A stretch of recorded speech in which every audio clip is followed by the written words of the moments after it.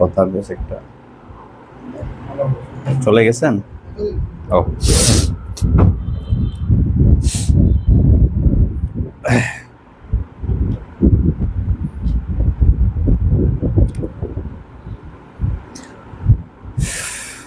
আসসালামু আলাইকুম প্রিয় শিক্ষার্থী বৃন্দ, কেমন আছি আমরা সবাই?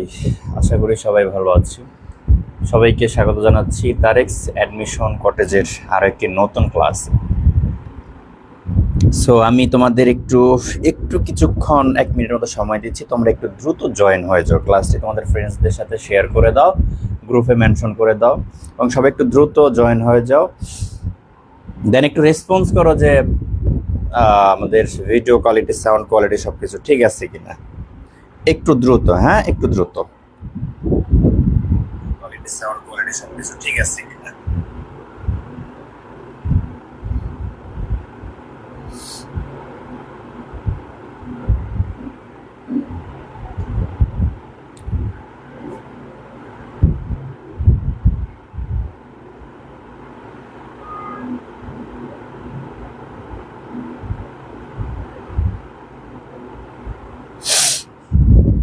একটু দ্রুত জয়েন হয়ে যাও তোমরা।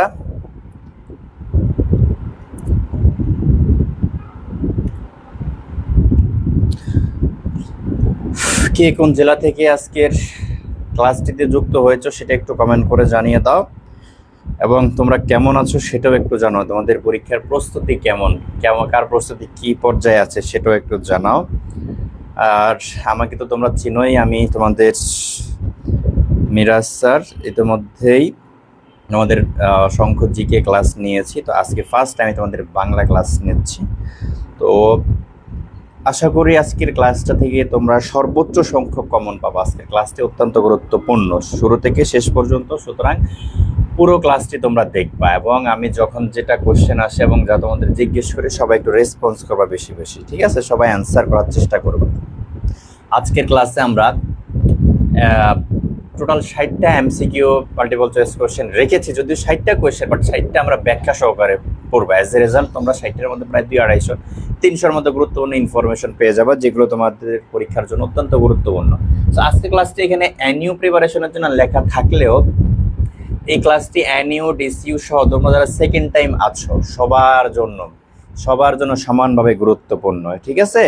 সবার জন্য সমানভাবে গুরুত্বপূর্ণ হোক সে মানবিক ইউনিট, বাণিজ্য, ব্যবসা শিক্ষা কিংবা বিজ্ঞান, যেহেতু সবারই বাংলা আছে, তাই না? সুতরাং দেখি তোমাদের কমেন্ট সেকশনটা একটু। আফসানা আহমদ, আসসালামু আলাইকুম স্যার, কেমন আছেন? ওয়ালাইকুম আসসালাম, আলহামদুলিল্লাহ ভালো আছি। SMB রিফাত শরীয়তপুর থেকে। রবিন হাসান জের, আসসালামু আলাইকুম। রাসেল আলম, আসসালামু আলাইকুম ভাই, কেমন আছেন? আলহামদুলিল্লাহ ভালো। রবিন গাজীপুর থেকে। আচ্ছা, রাসেল আলম পঞ্চগড়। ফাইজা জাকারিয়া, আসসালামু আলাইকুম। ওয়ালাইকুম আসসালাম। রোমান শেখ স্যার, ব্যাখ্যা সহ পড়তে ভালো লাগে? অবশ্যই ব্যাখ্যা সহকারে পড়াবো। আমি কখনো তোমাদের মনে করো একটা এমসিকিউ পড়ালাম, পরে স্লাইড দেখে একদম স্লাইড বাই স্লাইড শুধু চলে গেলাম উপরের দিকে, আমি ভেবে পড়াই না। আমি যথাসম্ভব যেই প্রশ্নে যতটুকু ব্যাখ্যা না পড়ালেই না তোমাদের জন্য গুরুত্বপূর্ণ, আমি সেভাবে পড়ানোর চেষ্টা করবো, ঠিক আছে? তো সবাই রেডি? সবকিছু ঠিক আছে কিনা, রেডি কিনা? আমি শুরু করবো না একটু কমেন্ট সেকশনে জানো যে আমি কি শুরু করবো। Ready? Everyone is ready or not? Ready সবাই? আমি শুরু করবো। রেডি? একটু দ্রুত জানো যে তোমরা রেডি কিনা, তাহলে আমি শুরু করি।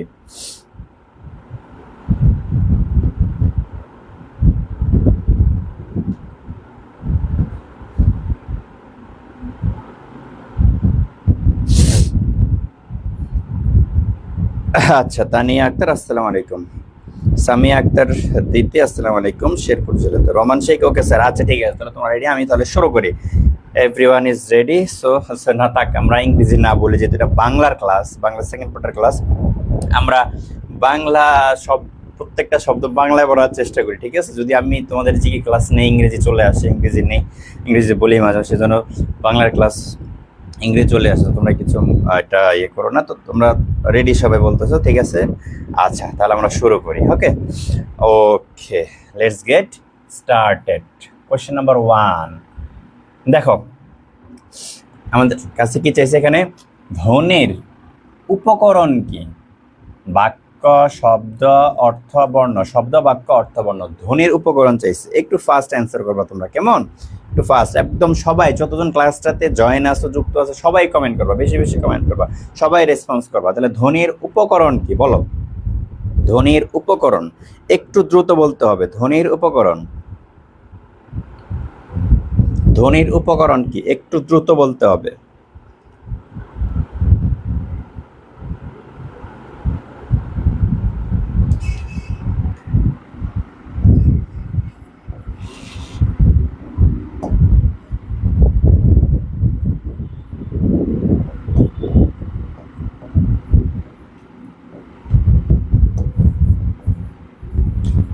আচ্ছা, তোমরা কি অ্যান্সার করছো? ধ্বনির উপকরণ কি? ধ্বনির উপকরণ কি অ্যান্সার করছো? একটু দ্রুত, একটু দ্রুত। হ্যাঁ, তাহলে ধ্বনির উপকরণটা কি? আচ্ছা, সবাই ওয়ানের দেখি, মাহমুদ হাসান বাইজিদ ওয়ানের B, Roksana D, Robin D, Afsana D. D যারা করেছে সবার উত্তর ভুল। ধ্বনির উপকরণ হলো বাক্য। উপকরণ মানে ধ্বনি দিয়ে যা সৃষ্টি হয়, যা তৈরি হয়। তাহলে ধ্বনি দিয়ে কি তৈরি হয়? এই যে আমি কথা বলতেছি, দেখো আমি কথা বলতেছি, তাহলে আমি একটা ধ্বনি বা শব্দ যাই বলেছি, এটা ধ্বনি আবার শব্দ, তাই না? আমি কথা বলতেছি, তাহলে আমি কথা বলতেছি, তিনটা ধ্বনি মিলে কি হয়েছে? একটা বাক্য হয়েছে। তার মানে ধ্বনি মিলে যেটা হয় সেটা হলো উপকরণ। তাহলে কি উপকরণ? ধ্বনির উপকরণটা কি? তাহলে বাক্য। আমি কি তোমাদের বুঝাইতে পারছি বিষয়টা, যে ধ্বনির উপকরণ বাক্য? বুঝাইতে পারছি? ধ্বনি দিয়ে যেটা সৃষ্টি হয়, তৈরি হয়, বা শব্দের উপকরণ তুমি বাক্য বলতে পারো, ধ্বনির উপকরণ বাক্য বলতে পারো, ঠিক আছে? তাহলে আমরা এটা তুমি বলতে পারি ধ্বনির উপকরণ আবার শব্দের উপকরণ, যেটাই বলি বাক্য। Am I clear? আচ্ছা, এবার দেখো তোমাদের কাছে একটা কোশ্চেন আমি করলাম, অত্যন্ত গুরুত্বপূর্ণ, যে বাক্যের ক্ষুদ্রতম বা বৃহত্তম একক কি? বাক্যের ক্ষুদ্রতম বা বৃহত্তম একক কি? বাক্যের ক্ষুদ্রতম বা বৃহত্তম একক কি? একটু ফাস্ট অ্যান্সার করবা। হ্যাঁ, বাক্যের ক্ষুদ্রতম বা বৃহত্তম একক কি? বাক্যের ক্ষুদ্রতম বা বৃহত্তম একক হলো শব্দ। কোথাও কোথাও ধ্বনি বলা আছে, বাট ওটা ওটা তোমরা স্কিপ করবা, ধ্বনিটা সঠিক নয়। অনেক বইতে অনেক জায়গাতে ধ্বনি আছে, তোমরা এটা শব্দ হিসেবে নিবা। বাক্যের ক্ষুদ্রতম বা বৃহত্তম একক, ধরো তুমি একটা বাক্য যদি বিশ্লেষণ করো, তাহলে আমাদের দেশের নাম বাংলাদেশ, তাহলে আমাদের একটা শব্দ, দেশের একটা শব্দ, নাম একটা শব্দ, বাংলাদেশ একটা শব্দ। তার মানে আমরা বাক্যের এককগুলো কি পাচ্ছি? একটা বাক্য ভাঙলে আমরা চারটা শব্দ পাচ্ছি, তাই না? চারটা পাঁচটা ছটা যাই হোক, তাহলে বাক্যের ক্ষুদ্রতম বা বৃহত্তম এককটাকে আমরা কি বলবো? শব্দ। M I clear? ক্লিয়ার কিনা একটু জানো? তাহলে আমি নেক্সট কোয়েশ্চেনে চলে যাই। তাহলে বাক্যের ক্ষুদ্রতম বা বৃহত্তম এককটা কি? শব্দ, ঠিক আছে? সবাই অ্যান্সার করতে হবে, সবাই, একদম সবাই। হ্যাঁ, আচ্ছা, এটা একটা সেভ করে রাখি। আচ্ছা, এখানে আরেকটু তোমাদের কিছু ইনফরমেশন না জানলেই না, যেখান থেকে খুবই গুরুত্বপূর্ণ। দেখো আর যে ধরনের কোশ্চেন আসে এখান থেকে, ভাষার মূল উপকরণ, আরেকটা হলো ভাষার মূল উপাদান। বলো তো কোনটা কি হবে? একটু ফাস্ট। কোনটা কি হবে? একটু ফাস্ট, একটু ফাস্ট। ভাষার মূল উপকরণ কি এবং ভাষার মূল উপাদান কি? একটু ফাস্ট।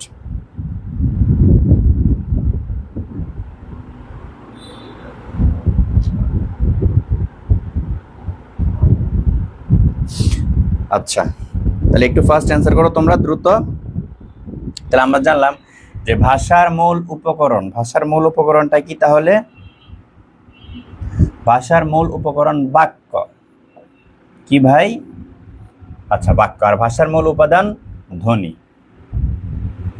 আচ্ছা, এটা একটু এইভাবে মনে রাখতে পারো, উপকরণ ক, বাক্য ক, উপাদান দ, ধ্বনি দ। মানে এটা জাস্ট একটা মানে মনে রাখার টেকনিক বা কৌশল। তো তোমরা এখানে এই যে চারটা ইনফরমেশন, ধ্বনির উপকরণ কি? বাক্য। হ্যাঁ, বা ধ্বনির বা শব্দের উপকরণ কি? সেটাও বাক্য। বাক্যের ক্ষুদ্রতম বৃহত্তম একক কি? শব্দ। ভাষার মূল উপকরণ কি? বাক্য। ভাষার মূল উপাদান কি? ধ্বনি। তোমরা কি সবাই নোট খাতা নিয়ে বসতো? নোট করবা, সবাই নোট করতে হবে, ঠিক আছে? একটু নোট করতে হবে। হাবিবাতুল কুবরা জি, আসসালামু আলাইকুম, বেয়াতুল লেট করলে হবে? রাসেল আলম, ভাষার মূল উপকরণ বাক্য। রেসপন্স, সবাই রেসপন্স করো। আচ্ছা, আমি কি এইভাবে ব্যাখ্যা সহকারে পড়াবো সুন্দর করে, না টেনে যাবো? তোমরা বলো, তোমরা বলো কিভাবে পড়াবো, বলো।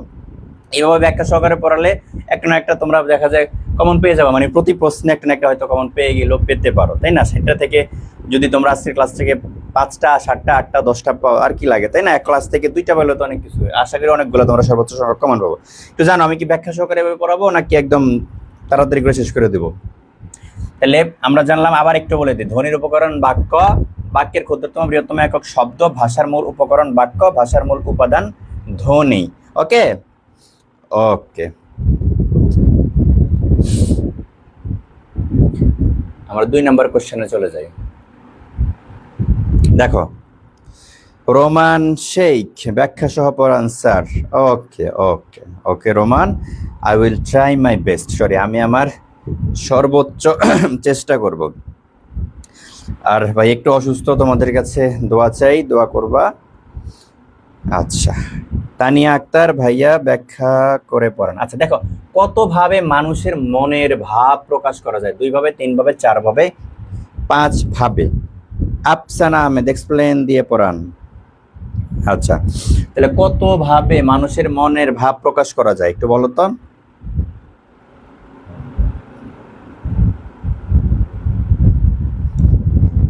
কত ভাবে মানুষের মনের ভাব প্রকাশ করা যায় একটু দ্রুত।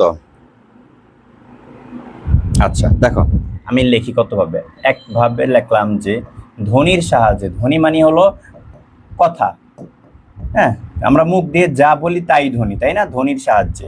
2 নম্বর আমরা লিখলাম যে ইশারা ইঙ্গিতের মাধ্যমে। আমরা বলি না যে যারা তোমাদের কথা বলতে পারে না, বাক প্রতিবন্ধী, তারা কিন্তু ইশারা ইঙ্গিতে কথা বলে, তাই না, মানে ইশারা ইঙ্গিত দিয়ে তাদের মনের ভাব বোঝানোর চেষ্টা করে। তাহলে ইশারা ইঙ্গিতের, একটু মনোযোগ দাও সবাই, কেমন, সাহায্যে। আর হতে পারে তোমার চিত্রাঙ্কনের সাহায্যে, চিত্রাঙ্কনের সাহায্যে। চিত্রাঙ্কন মানে হলো তোমার চিত্র এঁকে দেখবা একটা ছবি, হ্যাঁ, একটা দেয়াল, একটা ছবি, ধরো আমরা বাংলাদেশের ম্যাপের একটা এখানে চিত্রাঙ্কন, তার মানে একটা ম্যাপ, কিন্তু একটা ম্যাপ জাস্ট একটা ম্যাপ বা একটা কি বললে একটা দেওয়াল লিপি না, এটার ভিতরে কিন্তু বিশাল ইতিহাস, বিশাল ঘটনা কাহিনী, তাই না, বাংলাদেশ, ওখানে এই জেলা, এই জেলা, এগুলো মিলে এই বিভাগ, এই জেলায় এই উপজেলা, এই জেলা থেকে জেলা দূরত্ব এত, মানে বিশাল কিন্তু জিনিস আমাদেরকে বোঝে। তার মানে সেটাও কিন্তু আমরা মনের ভাব প্রকাশ করতে পারি আমরা একটা ম্যাপ দিয়ে, চিত্র অঙ্কন করে। তার মানে মানুষের মনের ভাব কতভাবে প্রকাশ করা যায়? 3 ভাবে। মানুষের মনের ভাব কতভাবে প্রকাশ করা যায়? তাহলে এই যে তোমরা ভুল করছো, মাহমুদুল হাসান ভাই বলতেছো 2 ভাবে, কাইব বলতেছো 2 ভাবে, তানিয়া বলতেছো 2 ভাবে, একজন সঠিক করেছো, মুক্তি রানী বলতেছো 3 ভাবে। গুড, ভেরি গুড, ভুল করলে হবে না, ঠিক আছে। আচ্ছা, সমস্যা নাই, ভুল করলেও তোমরা শিখবা, বাট কমেন্ট না করলে, না শিখলে তো শিখা হবে না। হ্যাঁ, যে বলো না তোমার practice makes a man perfect, শিখতে শিখতেই তুমি কি শিখতে পারবা, প্র্যাকটিস করতে করতে, চর্চা করতে করতে শিখা হয়ে যাবে। নিচের কোন শব্দে মুক্তাক্ষর রয়েছে? আচ্ছা, তোমরা কি এগুলো বুঝো? দেখো, চামেলি, আমাদের মনে হয় কারো নাম চামেলি আছে তোমাদের সম্ভবত, তাই না? অর্পিতা আসো কেউ? অর্পিতা, চামেলি, অর্পিতা, পদ্মাবতী মনে হয় নাই, অর্পিতা আসো মনে হয়, ভাগ্যবান তো আর একটা নাম না। আচ্ছা, চামেলি, অর্পিতা, পদ্মাবতী, ভাগ্যবান বলতেছে নিচের কোন শব্দে মুক্তাক্ষর রয়েছে? এখন আমরা কি মুক্তাক্ষর বদ্ধাক্ষর বুঝি? কোনটা মুক্তাক্ষর কোনটা বদ্ধাক্ষর মনে রাখবা। এই যে অক্ষর 2 প্রকার, অক্ষর 2 ধরনের, অক্ষর 2 ধরনের। এক, মুক্তাক্ষর, একটু মনোযোগ দাও, হ্যাঁ। 2 নম্বর, বদ্ধাক্ষর।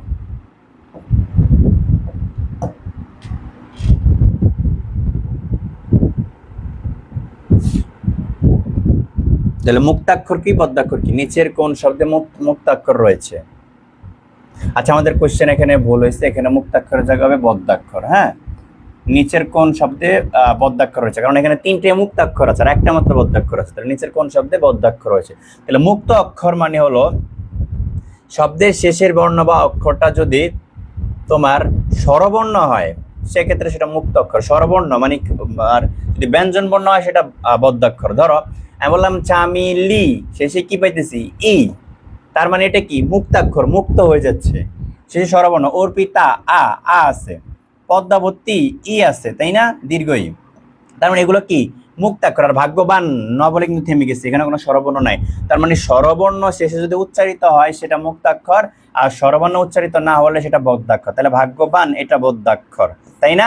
আমি কি বুঝতে পারছি বিষয়টা? 3-এর সঠিক উত্তর হলো ডি, ভাগ্যবান, ঠিক আছে। চামেলি, অর্পিতা, পদ্মাবতী 3টে হলো মুক্তাক্ষর, আর ভাগ্যবানটা হলো বদ্ধাক্ষর। ধর আমি তোমাদের এখন একটা কোশ্চেন করি, তোমরা অ্যান্সার করবা।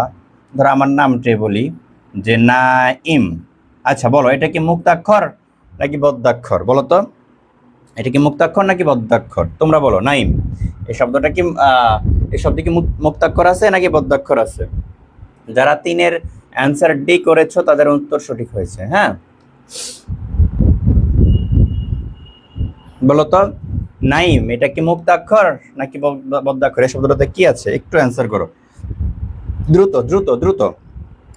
দেখো এখানে শেষে কিন্তু নাইম ম বলে থেমে গেছি, কোনো ধরনের কোনো স্বরবর্ণ হ্রস্ব দীর্ঘ কোনো স্বরবর্ণ আসে নাই, সুতরাং এটা বদ্যাক্ষর, তাই না? তার মানে আমি যদি মুক্তভাবে ছেড়ে দিতে পারি স্বরবর্ণ দিয়ে, সেটা মুক্তাক্ষর। চামেলি ই, অর্পিতা তুমি টান দিতে পারবা, হ্যাঁ 3 আলিফ 4 আলিফ, অর্পিতা, পদ্মাবতী, কিন্তু ভাগ্যবান থেমে যেতে হবে, এখানে তুমি টানার সুযোগ নাই, তাই না? তাহলে আমার নামটা কি বদ্যাক্ষর। বুঝতে পারছি বিষয়টা? আচ্ছা এবার তোমরা আর একটা শব্দ দিই, তোমরা অ্যান্সার করবা। বলো দেখি তোমাদের কারো নাম দিই, কার নাম দেওয়া যায়। যে এখানে আছে, ধর আমি দিলাম আফসানা। হ্যাঁ, এটা কি মুক্তাক্ষর না বদ্যাক্ষর? বলো তো, আফসানা, আফসানা মুক্তাক্ষর নাকি বদ্যাক্ষর? একটু ফাস্ট বলো, আফসানা মুক্তাক্ষর নাকি বদ্যাক্ষর? বলো, তোমরা বলো। আরেকটা বললাম মাহমুদ, কোনটা মুক্তাক্ষর কোনটা বদ্যাক্ষর? একটু রেফার করে দাও যে এটা মুক্তাক্ষর এটা বদ্যাক্ষর, একটু রেফার করে দাও। হ্যাঁ, যে এটা মুক্তাক্ষর এটা বদ্যাক্ষর, বলো কোনটা মুক্তাক্ষর কোনটা বদ্যাক্ষর, একটু রেফার করে দাও। তাহলে আমরা দেখতেছি যে আফসানা শেষে আছে, তাই না? তাইলে এটা কি মুক্তাক্ষর, তাই না? মুক্তাক্ষর। আর মাহমুদ বসন্ত থেমে গেছি, তাহলে এটা বদ্যাক্ষর। আমি কি বুঝতে পারছি তোমাদের মুক্তাক্ষর বদ্যাক্ষর বিষয়টা? এটা আমি তোমাদের বললাম যে অক্ষর 2 ধরনের, এরপর আমরা অক্ষর আরো বিস্তারিত সামনে পড়বে। আজকে একটা ক্লাসে আমরা অনেকগুলা বাংলা ব্যাকরণ অত্যন্ত গুরুত্বপূর্ণ অনেকগুলো টপিক আমরা নিয়ে এসেছি। হ্যাঁ, সেগুলোর যতটুকু সম্ভব আলোচনা করা যায় সর্বোচ্চ আমরা সেটা করব। অক্ষর সম্পর্কে আমরা আরো বিস্তারিত জানবো এবং সেগুলো খুব ইজি ভাবে আমি তোমাদের বোঝানোর চেষ্টা করবো যাতে তোমরা বুঝতে পারছো বিষয়টা। মুক্তাক্ষর বদ্যাক্ষর কি বুঝতে পারছো? আর ক্লাসটা কেমন লাগতেছে একটু বলো। তোমরা যদি বলো যে ভালো লাগতেছে তাহলে আমি একটু সুন্দরভাবে ভালোভাবে বুঝতে পারবো। হ্যাঁ, যে ইন্সপাইরেশন পাবো আমি শিক্ষার্থীদের থেকে। ঠিক আছে, বুঝতেছো কি তোমরা আমার কথা? কি ক্লাস কি বুঝতেছো? তাহলে আমি তোমাদের এভাবে বুঝাইয়া ক্লাসটা করাই। বুঝতেছো তোমরা? একটু জানাও। হ্যাঁ, স্ক্রিনশট রাখছি। আচ্ছা, তা গেলে আমাদের মুক্তাক্ষর বদ্যাক্ষর। হ্যাঁ, মাহমুদ বদ্যাক্ষর, আফসারা মুক্তাক্ষর। হ্যাঁ, গুড, ভেরি গুড। বুঝতেছো তোমরা? একটু জানাও তো।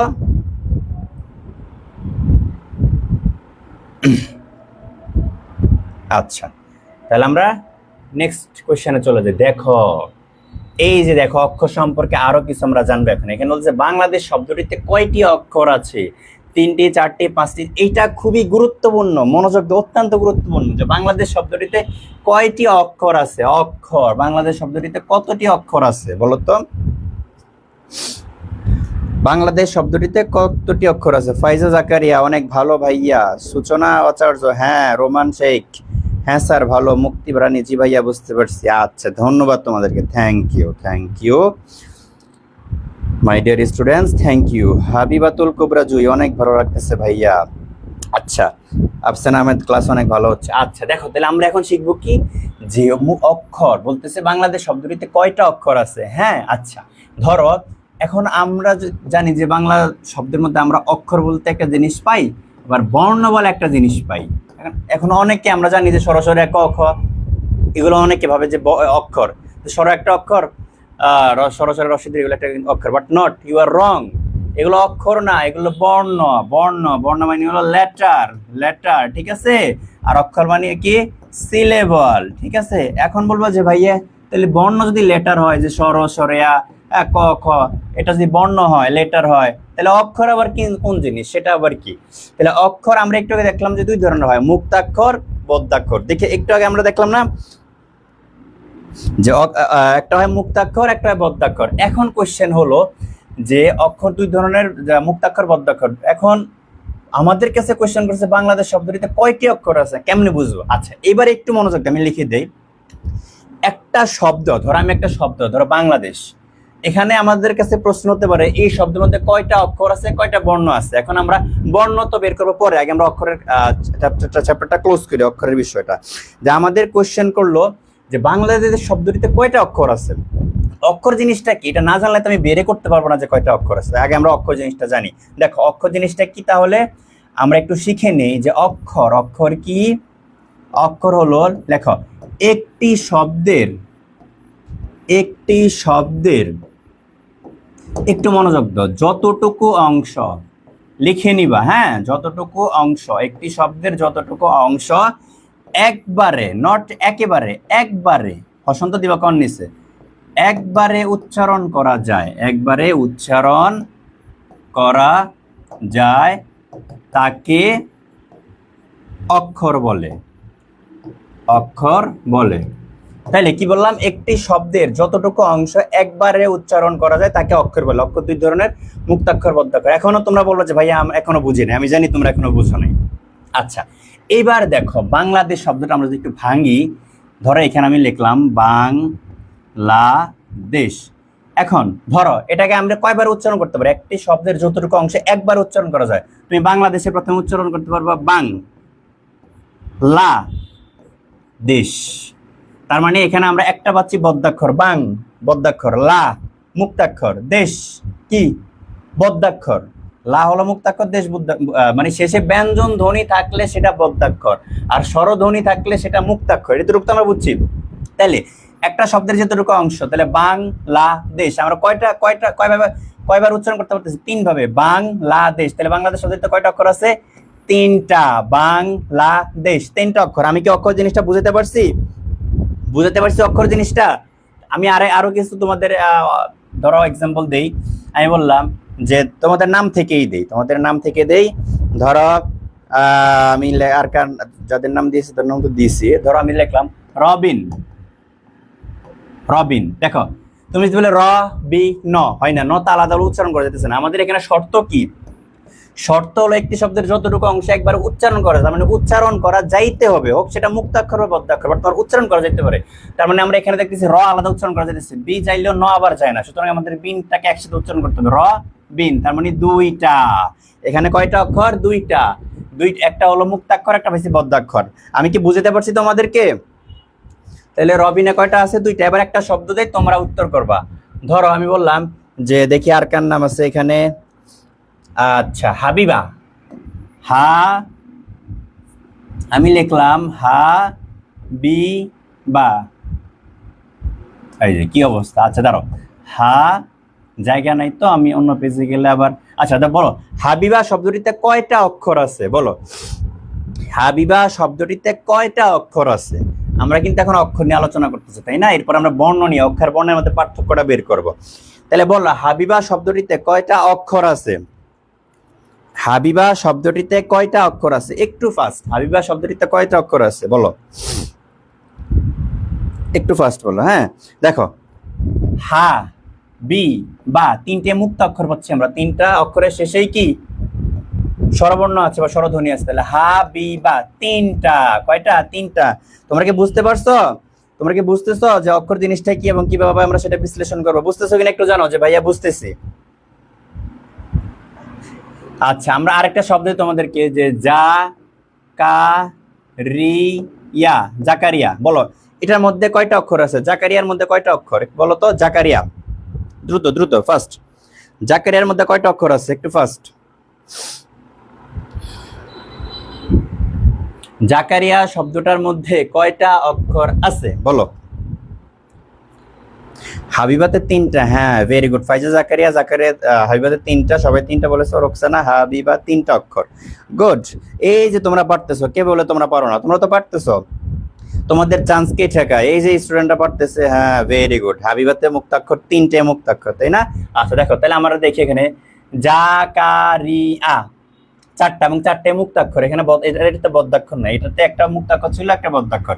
এখানে 3টে মুক্তাক্ষর। এখানে আমরা পাইতেছি 1টা 2টা 3টা 4টা, 4টাই কি মুক্তাক্ষর পাইলাম, তাই না? আচ্ছা, বুঝতেছ? জাকারিয়া, রোমান শেখ। জাকারিয়াতে 3টা না 4টা হবে। জাকারিয়া 4টা কিন্তু তুমি আলাদা উচ্চারণ করতে পারতেছো। আমাদের সংজ্ঞাটা একটি শব্দের যতটুকু অংশ একবার উচ্চারণ করা যায় সেটাই কি অক্ষর। তাহলে কতটুকু অংশ যা উচ্চারণ করা যাচ্ছে, কি কা যাচ্ছে, রি যাচ্ছে, আ যাচ্ছে, যতটুকু অংশ একবার উচ্চারণ করা যায়। ঠিক আছে, বুঝতে পারছি বিষয়টা?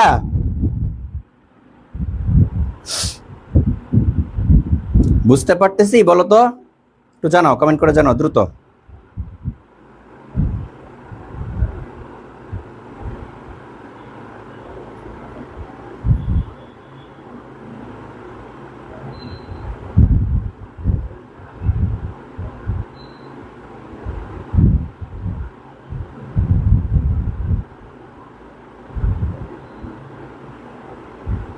আচ্ছা, বুঝতে পারছো তোমরা? তাহলে বুঝলাম। ওকে, চামেলি আক্তার, আসসালামু আলাইকুম ভাইয়া, কেমন আছেন? চামেলি এখন জয়েন করছো? এত লেটে জয়েন করলে হবে? তুমি তো প্রতিদিন তাড়াতাড়ি জয়েন করো, ফার্স্ট জয়েন করতে হবে। হ্যাঁ, আচ্ছা, তাহলে আমি কি বুঝতে পারছি?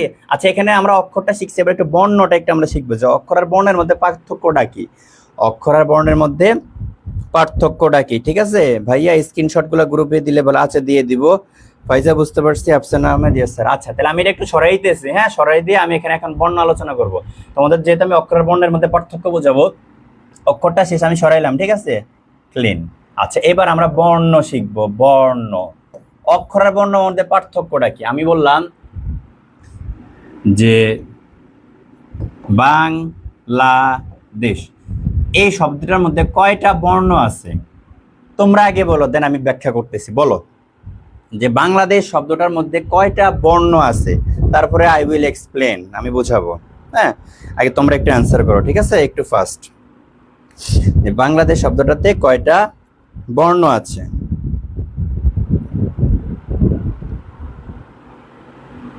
বাংলাদেশ শব্দটাতে কয়টা বর্ণ আছে? ঠিক আছে, একটু ফাস্ট।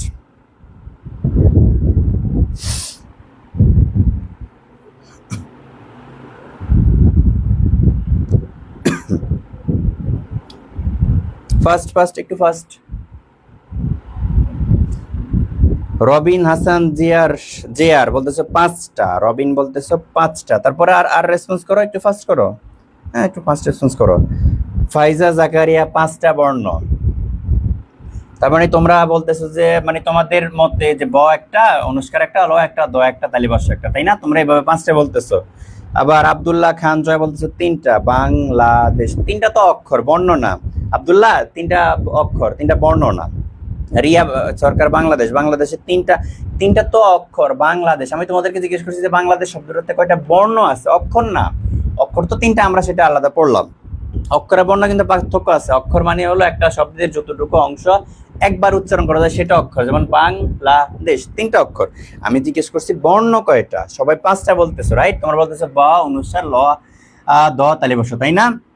এই তো 5টা বর্ণ আছে। তার মানে তোমরা কি ইন্টারমিডিয়েটে, তোমাদের 9-10-এ ইন্টারমিডিয়েটে এই নিয়ে পড়লা? হ্যাঁ, বাংলাদেশে 5টা বর্ণ। এইভাবে পড়লে, পড়াশোনা করলে হবে? সবাই ভুল বলতেছে, সবাই ভুল। 5টা 5টা 5টা, সবাই ভুল। দেখো, আমরা এটার একটু বিশ্লেষণ করি। ব বসন্ত যোগ বা আ, বর সাথে কিন্তু আ আছে, বা আ, অনুস্বার যোগ ল বসন্ত, লর সাথে কি আছে? বাংলা আ আছে, আ যোগ দ, দর সাথে কি আছে? দে, এ আসে, শেষে তালিভাষ্য। আচ্ছা, শেষে তালিভাষ্যর সাথে আর ওটা লেখা লাগে না, ওটা লিন বলা হয়। ঠিক আছে, আচ্ছা, এবার দেখবো আমরা কয়টা হয়েছে, একটু দেখি। হ্যাঁ, 1 2 3 4 5 6 7 8, মুক্তিরা নিয়ে 8টা। ভেরি গুড, একজন স্টুডেন্ট পাওয়া গেছে। তাহলে 1 2 3 4 5 6 7 8। তাহলে বাংলাদেশ শব্দটাতে কয়টা বর্ণ আছে? 8টা। বুঝতেছো বর্ণ কিভাবে বের করতে হয়? খালি যে আমি বা, অনুসার, ল, দ, তালিবাস দেখে 5টা বলে ফেললাম, না না না, এইভাবে না। তোমাকে বিশ্লেষণ করে, এই যে রোকসানা, হ্যাঁ বিশ্লেষণ, এইভাবে বিশ্লেষণ করে করে বের করতে হবে। ঠিক আছে, এইভাবে বর্ণ বের করতে হবে। এইভাবে দেখে দেখে খালি ব, অনুষ্কার, ল, তাহলে এই যে আকারের কি হয়েছে, সরিয়া আকার, ল, এইভাবে এগুলোর কি হয়েছে, এগুলো ধরতে হবে না? এগুলা কি বর্ণ মনে হয় না? এগুলা কি বর্ণ না? স্বরবর্ণের মধ্যে পড়ো না? 11টা না স্বরবর্ণ, তাই না? এগুলো অবশ্যই বর্ণ। সুতরাং বাংলাদেশ শব্দটাতে কয়টা বর্ণ আছে? 8 8টা। আমি কি বুঝাতে পারছি? তাইলে যদি জিজ্ঞেস করে বাংলাদেশ শব্দটাতে কয়টা অক্ষর, 3টা, বাংলাদেশ। তারপরে যদি কয়টা বর্ণ, 8টা বর্ণ। আমি কি তোমাদেরকে বর্ণ এবং অক্ষরের মধ্যে পার্থক্য এবং দুইটা কাকে কাকে বলে আমি বুঝতে পারছি? বুঝলে একটু জানো যে ভাইয়া হ্যাঁ বুঝতে পারছি, বুঝছো কিনা একটু জানো, হ্যাঁ একটু জানো, বুঝছো তোমরা বর্ণ অক্ষর বুঝছো? বলো না, বুঝছো? আচ্ছা, এবার যদি বলি রিয়া, এই শব্দটাতে কয়টা অক্ষর আছে এবং কয়টা বর্ণ আছে? বলো, কয়টা অক্ষর এবং কয়টা বর্ণ?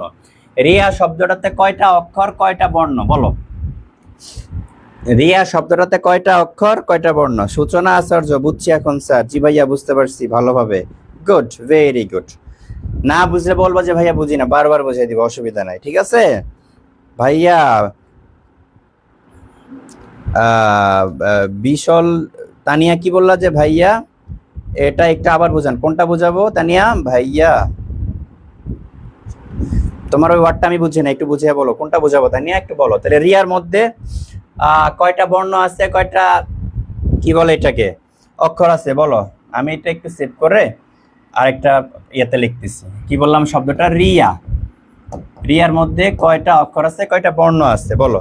এস এম বি রিফাত বলতেছে বর্ণ আছে 4টা, অক্ষর আছে 2টা, অক্ষর 2টা। রিয়া, ক্লিয়ার। তাহলে বর্ণ আমরা একটু দেখি, বিশ্লেষণ করি। র সাথে হসন্ত যোগ রস্বই বা রস্বিকার যাই বলি সমস্যা নেই, একই জিনিস, অন্তস্তীয় হসন্ত যোগ আ। তাহলে কয়টা হইলো? 1টা 2টা 3টা 4টা। তাহলে বর্ণ কয়টা? 4টা, অক্ষর 2টা, অক্ষর 2টা, বর্ণ 4টা, বুঝছি? আচ্ছা, আরেকটা শব্দ দিয়ে আমি তোমাদের এখানে বলো তো, যে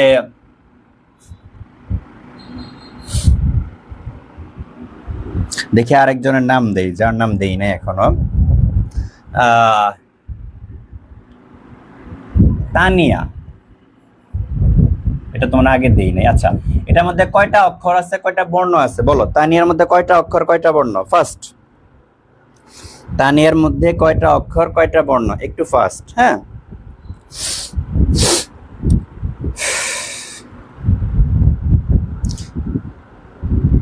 তানিয়া আক্তার ভাইয়া বাংলাদেশের বর্ণটা একটু বোঝান। অবশ্যই তোমার জন্য, অবশ্যই আমি আবার বোঝাইতেছি, কোনো অসুবিধা নেই। একজন স্টুডেন্ট যদি না বুঝে, ওয়ান সিঙ্গেল স্টুডেন্ট, তারপর আমি তার জন্য আবার বোঝাবো, কোনো অসুবিধা নেই। তাহলে আমি একটু তানিয়াটা শেষ করি, হ্যাঁ। দেখে তোমরা বলো তানিয়াটা, তারপরে আমি বাংলাদেশটাতে আবার আসতেছি, হ্যাঁ। আমি রিয়াটা এখান থেকে একটু কাটি, কাইটে এখানে আমি বাংলাদেশটা লিখলাম, হ্যাঁ। তোমরা তানিয়াটা অ্যান্সার করো, আমি বাংলাদেশটা একটু বুঝিয়ে দেই। কি যেন তোমার নাম? তানিয়া, তুমি একটু দেখো দেখো বাংলাদেশে কয়টা বর্ণ আছে, তাই না? আমি তোমরা বাহ্যিক দৃষ্টিতে বলবো ব, অনুস্বার, ল, দ, তালি বসে 5টা, বাট না, এটা ভাঙতে হবে। দেখো ব আছে, তাই না?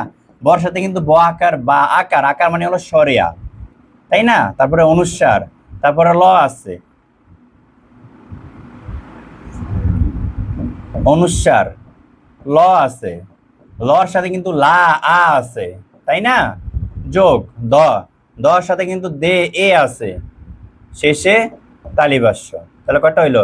1 2 3 4 5 6 7 8, 8টা, বাংলাদেশে 8টা। তানিয়া তুমি বুঝছো কিনা একটু জানাও।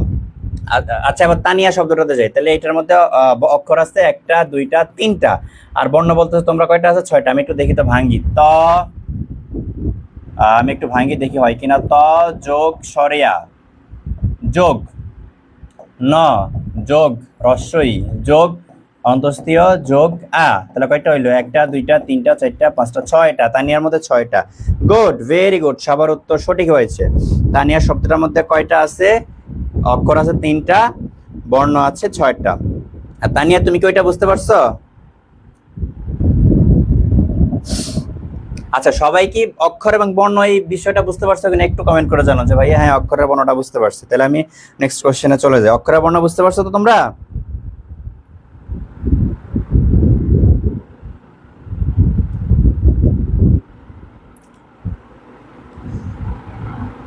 আচ্ছা, নেক্সট কোশ্চেনে চলে যাই। দেখো 5 নাম, এতক্ষণ ধরে 4টা কোশ্চেন শেষ করলাম মাত্র, তাই না? কয় মিনিটে?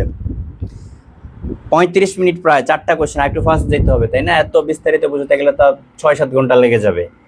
এটা কি বলতেছে? কি সেভ করি? আচ্ছা, যে বিদ্যা শব্দটিতে কতটি বর্ণ আছে? আচ্ছা বলো, তোমরা বলো, বিদ্যা শব্দে কতটি বর্ণ আছে? দেখি এটা কে কে পারো। বিদ্যা শব্দটিতে কতটি বর্ণ আছে?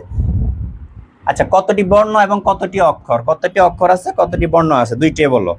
বিদ্যা শব্দটিতে কতটি অক্ষর, কতটি বর্ণ আছে, বলো একটু দ্রুত। বিদ্যা শব্দটিতে কতটি অক্ষর, কতটি বর্ণ? আচ্ছা, অক্ষরটা আমি বলে দিই, দেখো। বি, বিদ, দা। মানে উচ্চারণ করার সময় আমরা উচ্চারণটা খেয়াল রাখতে হবে। আমরা যখন উচ্চারণ করি যে কয়টা ভাবে উচ্চারণ করতে পারি, বিদ দা, দুইভাবে, মানে দুইবারে আসে, তাহলে অক্ষর হলো দুইটা, অক্ষর দুইটা। এবার বর্ণ কয়টা বলো? অক্ষর দুইটা পাইলাম, বিদ দা, বর্ণ কয়টা বলো?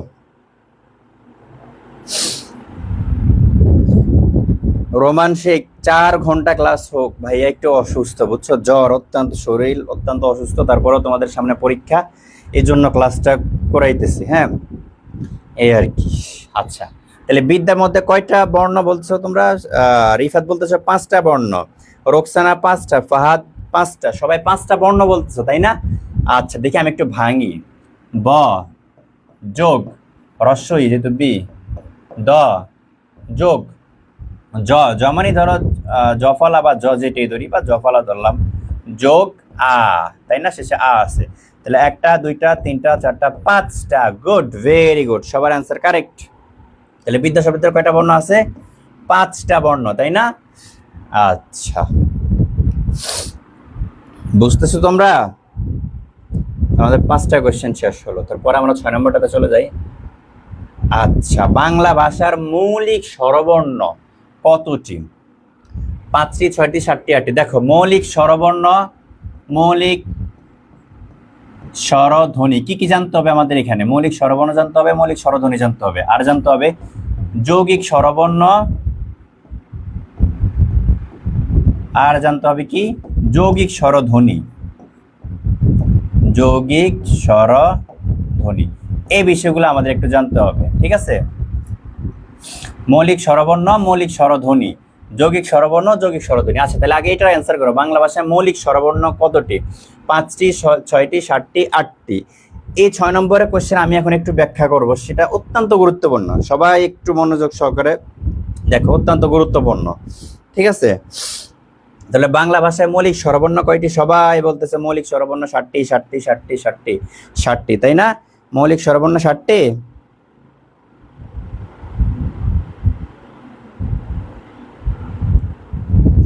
সবার উত্তর ভুল, সবার উত্তর ভুল। মৌলিক স্বরবর্ণ 6টি, আর মৌলিক স্বরধ্বনি বললে হবে 7টি। তোমাদের বেসিক এত সমস্যা থাকলে হবে? বেসিকগুলো ক্লিয়ার করে নাও। মৌলিক স্বরবর্ণ কয়টি? 6টি। মৌলিক স্বরধ্বনি 7টি। তাহলে স্বরবর্ণ 6টি, মৌলিক কি কি? স্বর ও, একটু লিখে নাও। স্বরে আ, রস্বই, রস্যাউ, এ, ও। 1 2 3 4 5 6। তাহলে এগুলো হলো কি? মৌলিক স্বরবর্ণ। আর যদি মৌলিক স্বরধ্বনি বলি, তাহলে এই 6টা তো থাকবেই।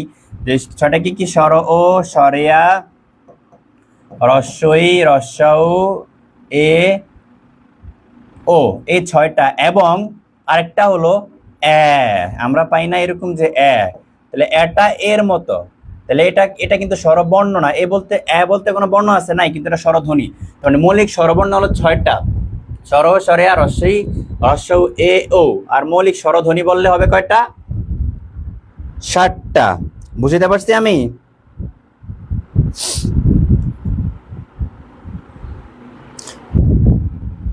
মৌলিক স্বরবর্ণ, মৌলিক স্বরধ্বনি। আচ্ছা, এবার দেখো, যে বলতে পারো যে ভাইয়া স্বরধ্বনি 7টা, কিন্তু এটা আবার কি জিনিস? এ তো আছে, আবার এর দরকারটা কি? এ দিয়ে আমি কি করব বলো তো? এর কাহিনীটা কি কেউ জানো? এর কাহিনী হলো যে এটা 2 জায়গায় ব্যবহার হয়। এখন ধরো আমি বললাম, আমি কি তোমার এই অ্যাম্বুলেন্স লিখবো নাকি অ্যাম্বুলেন্স লিখবো? অ্যাম্বুলেন্স লিখবো নাকি অ্যাম্বুলেন্স লিখবো, কোনটা সঠিক? হ্যাঁ, আমরা কি এক লিখি না এক লিখি, কোনটা সঠিক? তাহলে এক লিখবো কেন আর এক লিখবো কেন? কাহিনী কি? আমরা কি তোমার ব্যাং লিখি নাকি ব্যাং লিখি? ব্যাং লিখি নাকি ব্যাং লিখি, কোনটা লিখি বলো তো? ব্যাং লিখি নাকি ব্যাং লিখি? কোনটা? তাহলে এর বিষয়টা কি মনে রাখবা, এ ব্যবহার হয় দুইটা জায়গায়। কয় জায়গায়? দুই জায়গায়। দুই জায়গায়। দুই জায়গাটা কি কি? এক নম্বর হলো যে খাঁটি বাংলা শব্দে, খাঁটি বাংলা শব্দে। আরেকটা মনে রাখবা বিদেশি শব্দে, বিদেশি শব্দে। খাঁটি বাংলা শব্দ। আচ্ছা, আর সব জায়গায় কি ব্যবহার হবে? যেগুলো তৎসম শব্দ, তদ্ভব শব্দ, সেই জায়গায় হবে কি? এ।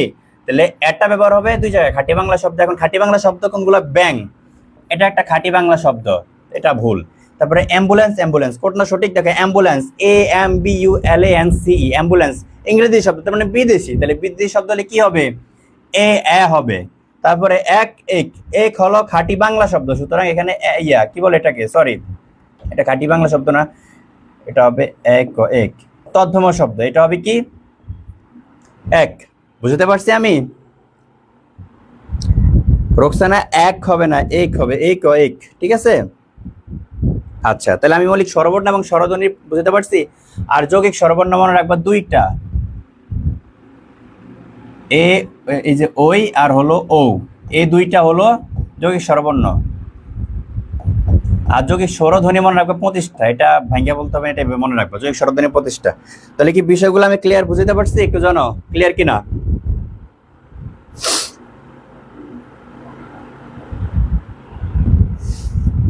একটু জানাও তো ক্লিয়ার কিনা তোমরা।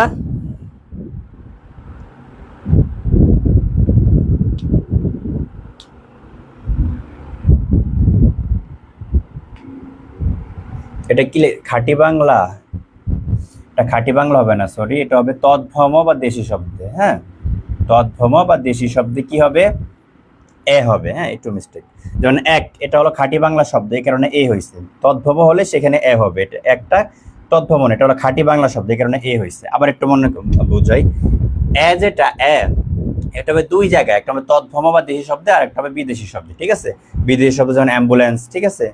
আচ্ছা, তাহলে আমি বুঝতে পারছি। আমি তোমাদের একটু প্র্যাকটিস করি, তাহলে তোমরা একটু ক্লিয়ার হবা। ধরো আমি লিখলাম এখানে অ্যাকাউন্ট, আমি লিখলাম এখানে ধরো অ্যাকাউন্ট, আর লিখলাম অ্যাকাউন্ট। তাহলে কোনটা সঠিক? এরপর আমি লিখলাম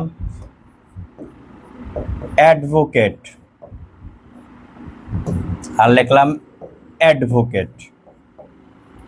কোনটা সঠিক বলো? তোমরা বলো কোনটা সঠিক, কোনটা সঠিক একটু বলো তো তোমরা।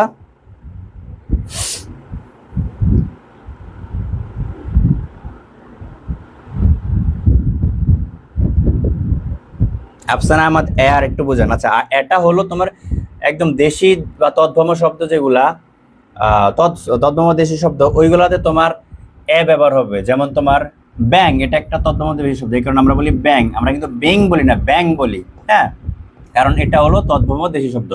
আবার দেখো, যখন আমরা এক বলি, এক, এটা কিন্তু এক বলি না, এক বলি, সুতরাং এটা হলো আবার তোমার খাঁটি বাংলা শব্দ।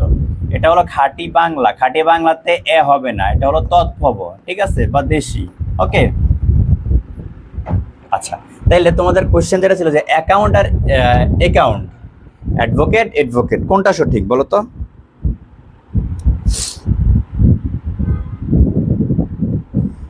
রবিন বলতেছে অ্যাকাউন্ট, রবিন এটা বলতেছো তাই না? আচ্ছা দেখো, রবিন অ্যাকাউন্ট, নাইম অ্যাকাউন্ট, সামিয়া সবাই ভুল বলতেছো, মাত্র বুঝাইলাম। এইভাবে ভুল বললে হয়? অ্যাকাউন্টটা তো একটা ইংরেজি শব্দ, বিদেশি শব্দ। তাহলে বিদেশি শব্দে সবসময় এ হয়। একটু আগে বললাম যে এ দুই জায়গায় হয়, একটা হলো বিদেশি শব্দে, আর একটা হলো দেশি বা তদ্ভব শব্দে। এ দুই জায়গায় হয়, দেশি শব্দ, দেশি বা তদ্ভব, আর একটা হলো বিদেশি। তাহলে অ্যাকাউন্ট একটা বিদেশি শব্দ, ইংরেজি শব্দ বিদেশি না, ইংরেজি কি বাংলাদেশি শব্দ, ইংরেজিতে বিদেশি। তাহলে বিদেশি শব্দে এ হবে, তাহলে অ্যাকাউন্ট কেন সঠিক হবে? সঠিক তো হবে এটা, অ্যাকাউন্ট হবে, তাই না? তেমনি যে অ্যাডভোকেট, এটাও একই জিনিস, ইংরেজি শব্দ অ্যাডভোকেট, ADVOCAT, অ্যাডভোকেট। আর বিদেশি শব্দ এ হবে, এ হবে না, এ হবে না, এ হবে। অ্যাকাউন্ট এ বলতেছো কেন তোমরা? এ হবে, সবাই এ দিয়ে লেখো। আফসানা এই না, এ হবে।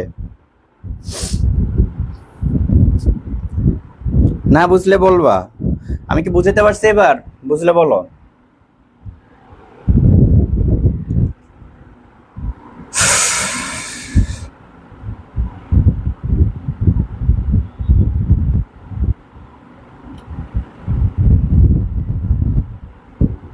আচ্ছা, এরপরে কোশ্চেনে চলে যাই আমরা 7 নম্বর। যৌগিক স্বরবর্ণ কয়টি? একটু আগে আমরা আলোচনা করলাম যৌগিক স্বরবর্ণ কয়টি, 1টি 2টি 3টে 4টি। দেখি বলো তো মনে আছে কিনা, এই মাত্র আলোচনা করলাম। যৌগিক স্বরবর্ণ কয়টি বলো দ্রুত।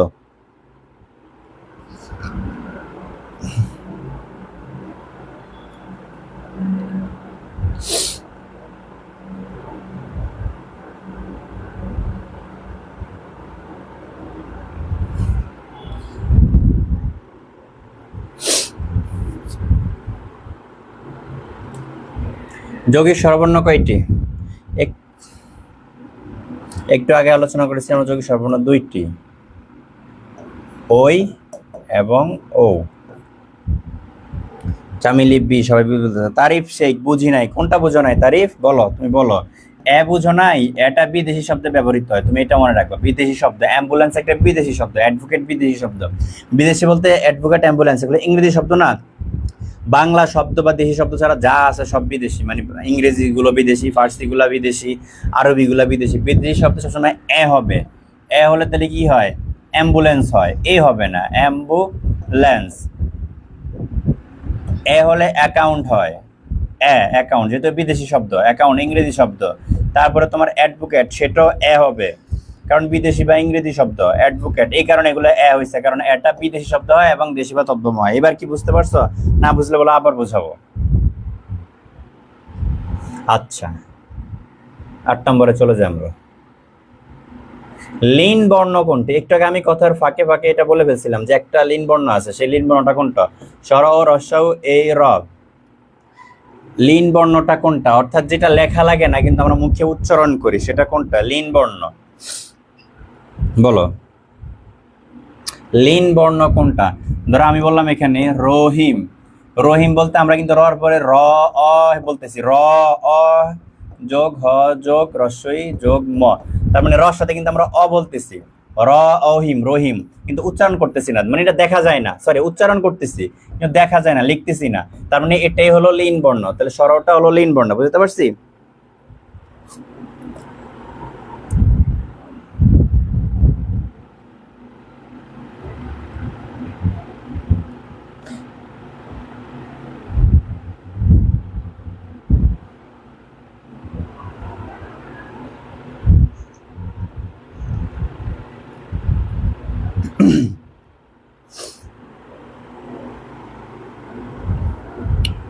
আচ্ছা, তাহলে লিন বর্ণ কোনটি? স্বর। ওকে,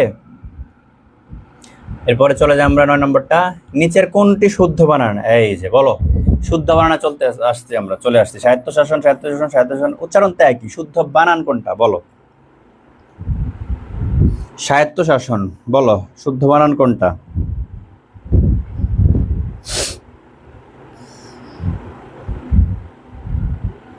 শুদ্ধ বানান কোনটা বলো, কোনটা হবে? এটা লেখো, আর একটা লেখো তোমরা, পৈশাচিক। এটার শুদ্ধ বানান কি হবে তোমরা বলো? পৈশাচিকের শুদ্ধ বানান কি হবে? এটাই কি যেটা আছে এটাই শুদ্ধ, নাকি অন্য কোনো কিছু হতে পারে? একটু বলো।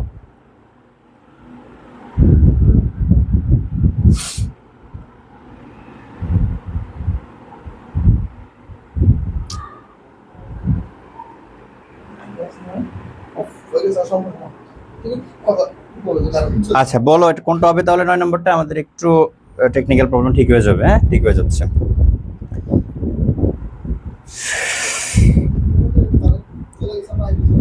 কারেন্ট চলে গেছিল। আচ্ছা, কারেন্ট চলে গেছে তো আমরা আইপিএস এ শুরু করতেছি। হ্যাঁ, একটু কানেক্ট হচ্ছে একটু তোমরা। হ্যাঁ, আচ্ছা, সবাই 9 সি বলতেছো না? স্বায়ত্তশাসন। আচ্ছা, আমি একটু দেখে বলতেছি, একটু অপেক্ষা করো তোমরা। হ্যাঁ, সবাই জয়েন থাকো। হ্যাঁ,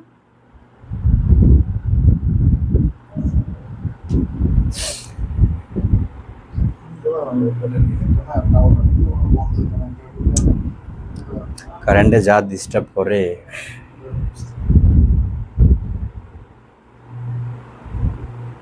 আমরা একটু ফাস্ট শেষ করতে হবে। হ্যাঁ, প্রায় 8টার মধ্যে 8টা এমসিকিউ, প্রায় 50 মিনিট হয়ে গেছে। এভাবে চললে তো অনেক সময় লেগে যাবে। আমরা একটু ফাস্ট করবো।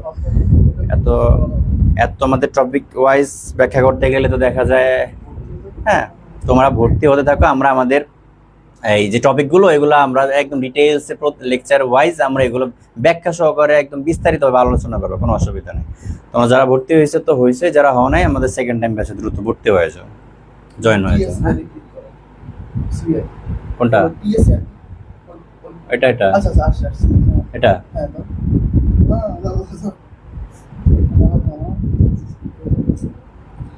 সময় ডাবল ক্লিক লেগে যায়। হ্যাঁ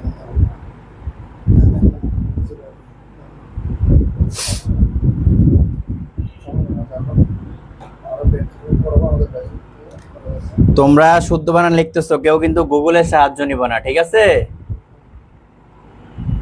আচ্ছা 9 নম্বরটা, হ্যাঁ।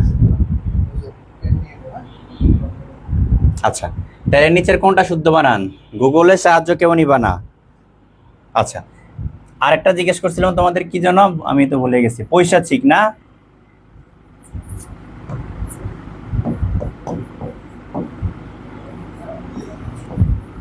এটার শুদ্ধ বানান কি? এটাই শুদ্ধ নাকি অন্য কিছু হতে পারে? বলো।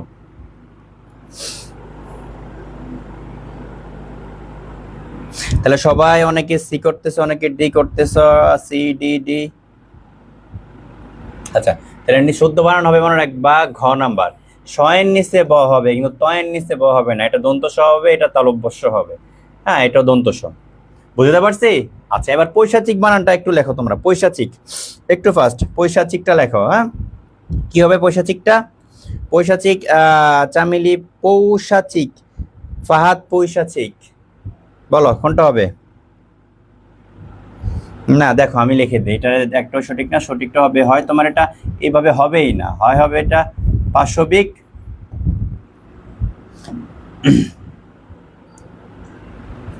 অথবা পিশাচিক। এই দুইটা, হয় পাশবিক নাহলে পিশাচিক। বুঝতে পারছি? পৈশাচিক হবে না। আচ্ছা, আরেকটা দিয়ে তোমাদেরকে বানান। তোমরা লেখো যে প্রজ্বলন। এটা সঠিক উত্তর কোনটা হবে? প্রজ্বলন। সঠিক বানান কি? যেটা আছে এটাই সঠিক নাকি অন্য কিছু হবে? প্রজ্বলন, একটু ফাস্ট। হ্যাঁ, প্রজ্বলন। প্রজ্বলনটা কি হবে? প্রজ্বলনটা বলো, আরেকটা বলো তোমরা যে সরস্বতী। প্রজ্বলন সরস্বতী কোনটা কি হবে বলো?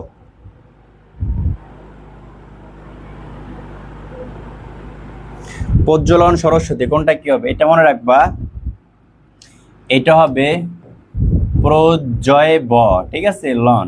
আর এটা হবে সরস্বয় ব ত দীর্ঘিকার। ওকে, এই বানানগুলো একটু মনে রাখবা। বানানে অনেক বানান আছে, কিন্তু বানান এখন পড়াতে গেলে 1-1.5 ঘন্টা লেগে যায়। আমরা বানানে যখন আলাদা লেকচার করবো তখন করবো, আমরা ডিটেলস এখন না যাই, আমাদের শেষ করতে হবে। ওকে, আমরা এত ডিটেলসে না যাই। তোমরা লিখছো এগুলা? আচ্ছা, আমরা পরের কোশ্চেনে চলে যাই। ফার্স্টে যাইতে হবে। যে বর্ণের সমন্বয়ে এই যে বিষ্ণু উষ্ণ লেখতে যে যুক্ত বর্ণটা, এটা গঠিত হয়েছে যে বর্ণের সাহায্যে। এটা কি সযোগ মূর্ধন্য, মূর্ধন্য সযোগ মূর্ধন্য, মূর্ধন্য সযোগ ইয়, মূর্ধন্য সযোগ ন, মূর্ধন্য সযোগ উ? কোনটা হবে বলো তো দেখি, তোমরা পারো কিনা? একটু ফাস্ট। হ্যাঁ,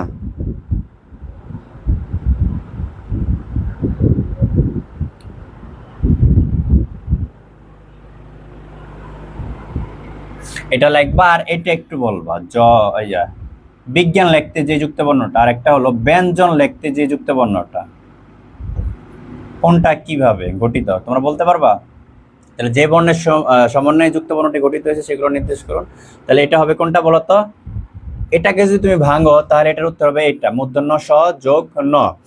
আর যদি তুমি এটা এ নাম্বার হবে, ইও হবে না, ইও না, এটা ন হবে, মূর্ধন্য, মূর্ধন্য স যোগ মূর্ধন্য, ঠিক আছে, মূর্ধন্য স যোগ মূর্ধন্য। এবার তুমি যদি এটা ভাঙো, এটা হবে, আমি একটু ফাস্ট করে দিতেছি, তোমরা করো না, তোমরা একটু দ্রুত করো, তাহলে তো আমিও করতেছি, তোমরা একটু ফাস্ট করো। হ্যাঁ, দেখো বিজ্ঞান লিখতে যেটা, এটা হবে জ যোগ ইয়। আর ব্যঞ্জন লিখতে যে যুক্ত বর্ণটা, এটা হবে ইয় যোগ জ, মানে এটার উল্টাটা এটা। ওকে, এগুলো একটু মনে রাখতে হবে, একটু লিখে নাও। হ্যাঁ, একটু লিখে নাও।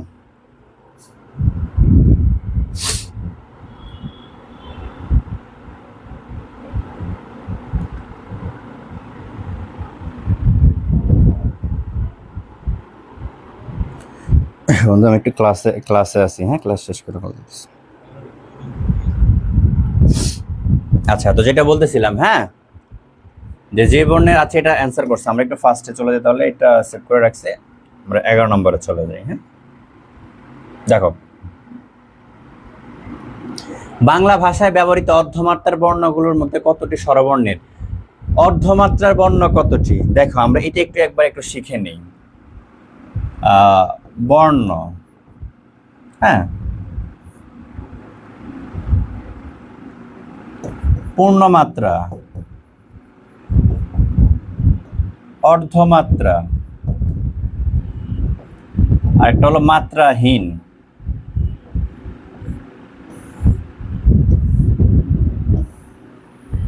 ঠিক আছে, দেখো, বর্ণ মোট বর্ণ হলো 50, তাই না? তার মধ্যে পূর্ণমাত্রা কতটি, অর্ধমাত্রা কতটি, মাত্রাহীন কতটি? তারপরে ধরো তোমার আসি আমরা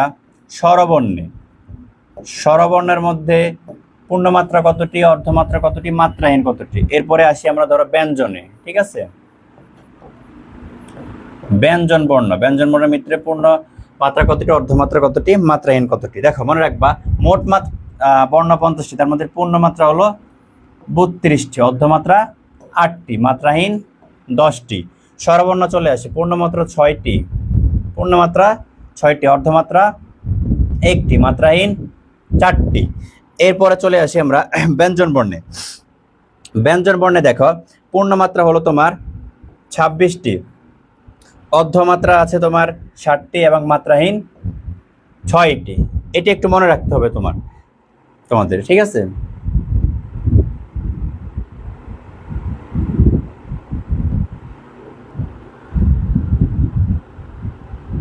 তাহলে এটা দেখে আবার অ্যান্সার করে ফেলো যে বাংলা ভাষা হয়তো অর্ধমাত্রার স্বরবর্ণের অর্ধমাত্রা কতটি? স্বরবর্ণের অর্ধমাত্রা আমরা পাইছিলাম 1টি, তাহলে 11 খ। 11 কি খ? বুঝতে পারছি বিষয়টা, এগুলো একটু মনে রাখতে হবে। আচ্ছা, এরপর আমরা 12 নম্বরে চলে যাই। একটু ফাস্ট করতে হবে এবার, হ্যাঁ, দেরি করা যাবে না, আমরা অনেক প্রায় 1 ঘন্টার মতো হয়ে গেছে। দেখো, বাংলা ভাষার পরাশ্রয়ী ধ্বনি কতটি? ধ্বনি তো হবে না, পরাশ্রয়ী বর্ণ লিখবো তোমরা। হ্যাঁ, বাংলা ভাষার পরাশ্রয়ী বর্ণ কতটি? 2টি, 4টি, 3টি, 5টি। বাংলা ভাষার পরাশ্রয়ী বর্ণ কয়টি? বাংলা ভাষার পরাশ্রয়ী বর্ণ আমরা একটু লিখি, কি আছে? অনুস্বার, বিসর্গ, চন্দ্রবিন্দু। তাহলে কয়টা পাইলাম? বাংলা ভাষার পরাশ্রয়ী বর্ণ মানে এরা নিজেরই যে অন্যের উপরে, অন্যের সাথে ব্যবহৃত, নিজে ব্যবহার হয় না। তাহলে বাংলা ভাষার পরাশ্রয়ী বর্ণ কতটি? 3টি। ওকে, তাহলে 12 হলো গ নাম্বারটা। ঠিক আছে,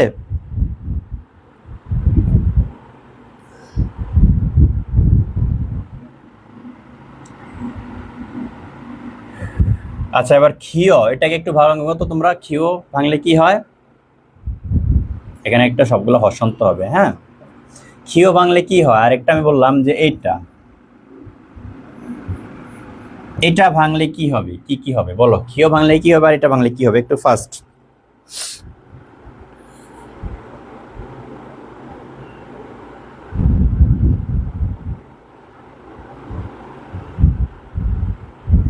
একটু ফাস্ট, হ্যাঁ।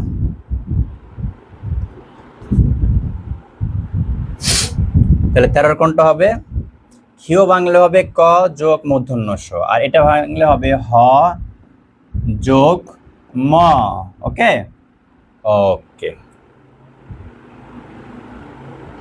একটু মনে রাখবে এগুলো। ঠিক আছে, আচ্ছা। এরপরে দেখি আমরা 14 নম্বরটা, ব্যঞ্জন বর্ণের সংক্ষিপ্ত রূপকে কি বলে? আচ্ছা, ব্যঞ্জন বর্ণের সংক্ষিপ্ত রূপকে কি বলে? বলো, কোনটা হবে?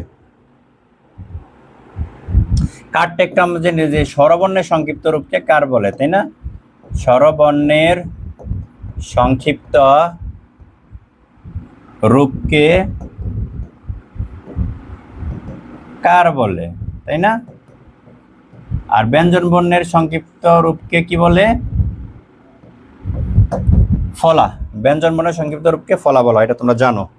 এগুলো একটু মুখস্থ রাখতে হবে। ওকে, একটু মুখস্থ রাখতে হবে।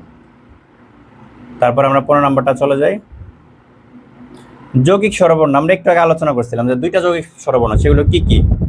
ও, ওই, ও, ও, ওই, নাকি রস্বই রস্বৌ, রস্বই রস্বৌ, দুইবার চলে আসছে, এটা হবে দীর্ঘই দীর্ঘ নাকি ও এ, কোনটা? নিচের কোন দুটি যৌগিক স্বরবর্ণ বলো তো? যৌগিক স্বরবর্ণ কোনগুলো? সবাই রেসপন্স করবা, মাস্ট।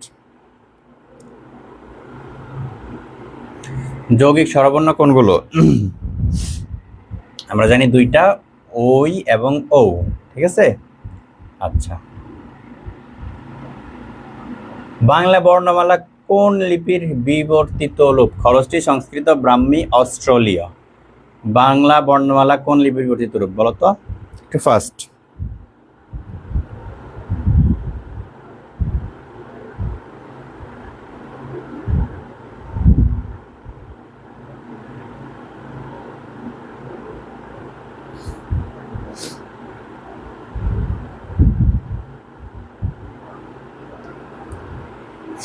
বাংলা বর্ণমালা হলো তোমার ব্রাহ্মী লিপি থেকে, ঠিক আছে, ব্রাহ্মী লিপি।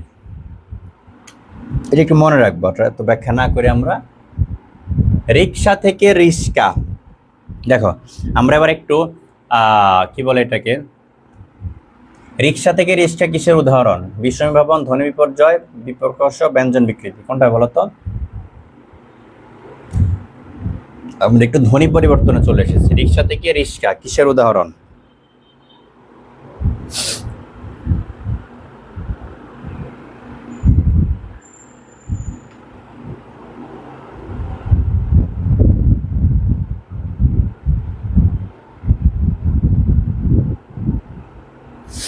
দেখো, রিক্সা থেকে রিস্কা আমরা এখানে দেখতেছি যে পরের শটা আগে চলে আসছে, আগে শটা পরে চলে আসছে, তার মানে জায়গা পরিবর্তন হয়েছে। তার মানে আমরা বলতে পারি এটাই ভাবে যে পাশাপাশি দুটি তোমার কি বলে এটাকে ধ্বনি বা বর্ণ যদি পরিবর্তিত হয়, দুইটা ধ্বনি যদি এক জায়গা থেকে আরেক জায়গায় পরিবর্তিত হয়, সেটাকে কি বলে তাহলে? ধ্বনি বিপর্যয় বলে। কি বলবো আমরা? ধ্বনি বিপর্যয়, ঠিক আছে।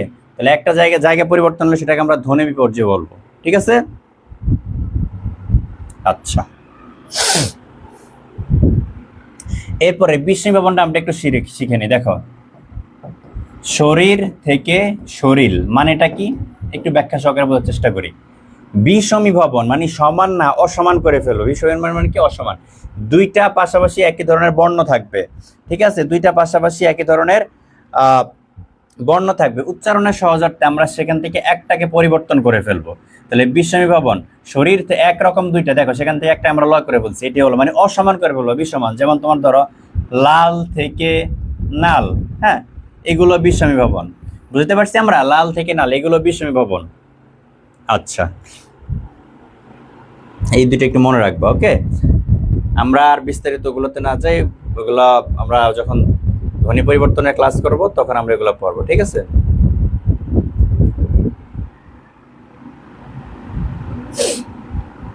আমাদের একটু নেটওয়ার্ক ইস্যু হয়েছে, আবারও কারেন্ট চলে যায় আসে, তো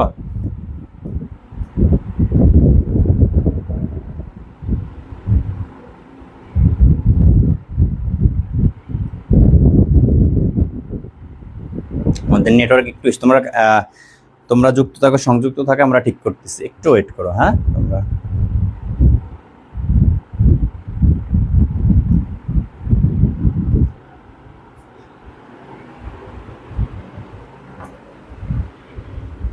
ভাই একটু এদিকে আসুন।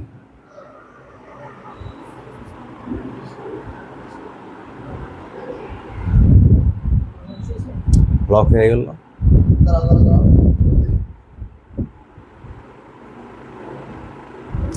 তোমরা যুক্ত থাকো, আমাদের একটু নেটওয়ার্কের প্রবলেম হয়েছে, তো কারেন্ট যায় আসে, এজন্য একটু সমস্যা হচ্ছে। একটু যুক্ত থাকো সবাই, হ্যাঁ।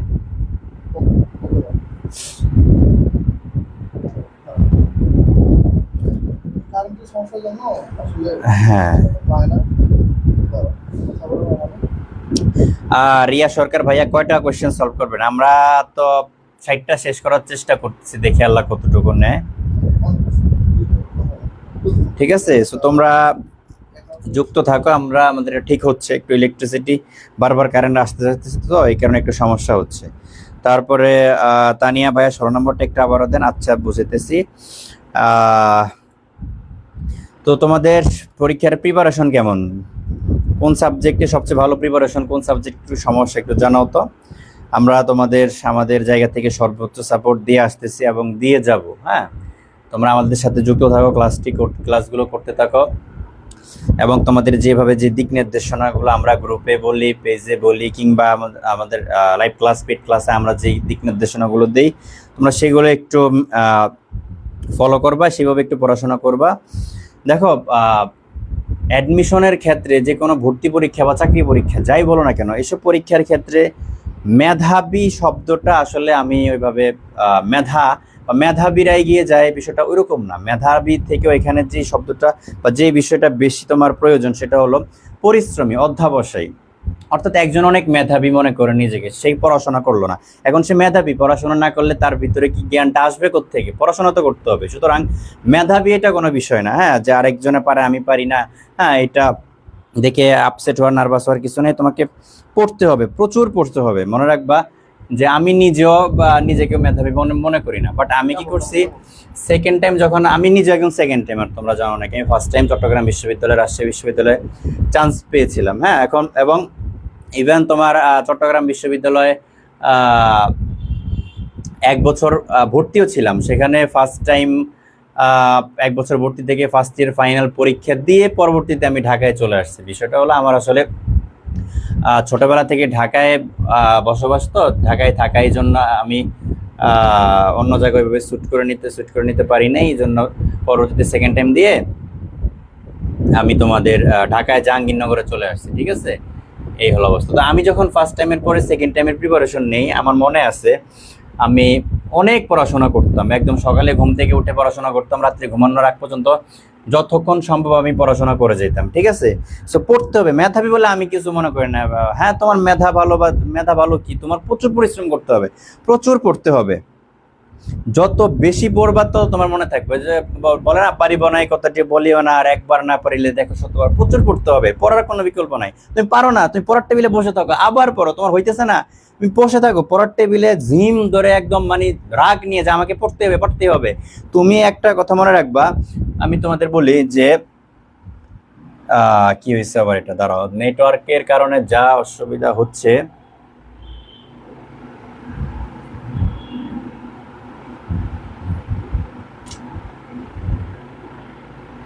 আচ্ছা দেখো, মনে রাখবে একটা জিনিস, যে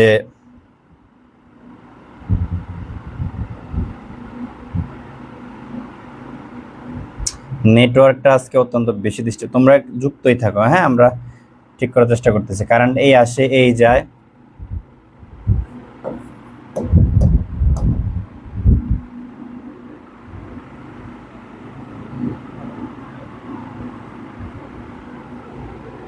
ধরো আমাদের কারণে আবার এসে চলে গেছে, তো এই জন্য আবার একটু ডিস্টার্ব দিতেছে।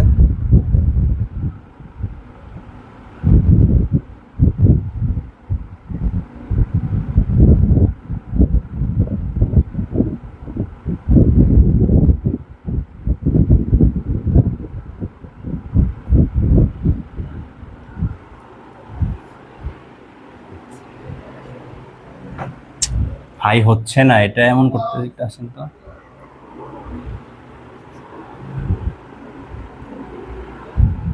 তোমরা সঙ্গেই থাকো। হ্যাঁ, আমাদের একটু নেটওয়ার্ক ইস্যুর কারণে, মানে কারেন্ট বারবার আসা যাওয়ার কারণে এটা একটু ডিস্টার্ব দিতেছে। হ্যাঁ, তোমরা যুক্তই থাকো, ঠিক হয়ে যাবে। হ্যাঁ, ঠিক হয়ে যাবে। আমাদের এখানে অ্যাপসে একটু সমস্যা, আমরা ঠিক করে নিতেছি, তোমরা যুক্ত থাকো।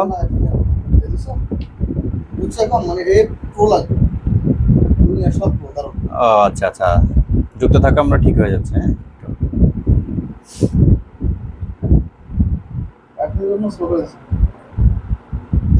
রোমান শেখ ইংরেজিতে বেশি সমস্যা। ইংরেজি সমস্যা আমি তোমরা আমাদের ক্লাস করো কিনা জানি না, ক্লাস ইংরেজি তো অবশ্যই করো। হ্যাঁ, কিন্তু ক্লাস করার পাশাপাশি তোমাদের যেটা করতে হবে, আমি আমার জায়গা থেকে একটা তোমাদের পরামর্শ দিই। হ্যাঁ, ভার্সিটি অ্যাডমিশনের জন্য আমি তোমাদের একটা পরামর্শ দিই, এটা অত্যন্ত গুরুত্বপূর্ণ একটা পরামর্শ। সেটা হলো, আমি নিজে আসলে বেসিক্যালি ইংরেজিতে খুব বেশি দুর্বল ছিলাম, এবং সবচেয়ে বেশি ভয় পাইতাম ইংরেজিতে, যে না আমাকে দিয়ে হবে না, আমি পারবো না, ইংরেজি দেখলে ভয় পাইতাম। হ্যাঁ, তারপরে আমি কি করলাম, যে না আমার পারতে হবে। আমি ইউটিউবে এবং বিভিন্ন, মানে আমার যেটা, আমি তো ক্লাসে পড়িয়ে শিখি, তারপরেও আমার যে যে টপিকে সমস্যা আমি সেটা কোনো এক টিচারকে জিজ্ঞেস করতাম, বড় ভাইতে জিজ্ঞেস করতাম, ইউটিউবে সেটার উপরে ভিডিও দেখতাম। ইভেন মাস্টার্স, আমি তোমাদেরকে পরামর্শ, যদিও কোচিং এ পরামর্শ দেওয়া ঠিক না, তোমরা যে যে বইটা বুঝো, আমি পার্সোনালি মাস্টার্সে পড়ছি, বাট এমন না যে তোমাদের মাস্টার্সে পড়তে হবে। তোমরা যে বইতে তোমাদের পড়লে তোমরা বুঝবে, ভালো লাগে, একটা বই তোমাদের রাখতে হবে সাথে, সহযোগী হিসেবে একটা বই রাখতে হবে, ঠিক আছে? একটা বই রাখলে তোমাদের প্রিপারেশনগুলো সাজিয়ে গুছিয়ে নিতে অনেকটা ইজি হবে, ঠিক আছে? রাসেল আলম, আমাদের এইখানে লোডশেডিং সারাদিনে 100 বারের থেকে আপ ডাউন করছে। হ্যাঁ, একই আমাদের এদিকে একই সমস্যা। বাড়িতে গেছিলাম দুদিন আগে, কি হয়েছে তোমার, কারেন্ট তো কি হয় থাকে মাঝে মাঝে আধা ঘন্টা 1 ঘন্টার জন্য যায়, বাট এখন এমন অবস্থা হয়েছে যে কারেন্ট থাকে না, মাঝে মাঝে 10-20 মিনিট আধা ঘন্টার জন্য আসে। হ্যাঁ, এরকম অবস্থা। দেখো আমাদেরটা মানে এই অ্যাপসটা চেঞ্জ করতে খুব বসতেছে, দেখছো? এই দেখো তো খুব বসে, পুরো বসে, এই যে পুরোগুলো মানে একটা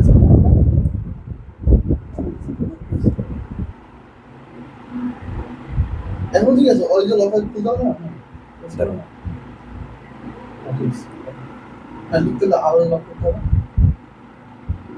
আচ্ছা দেখো ঠিক হয়েছে, রেডি সবাই?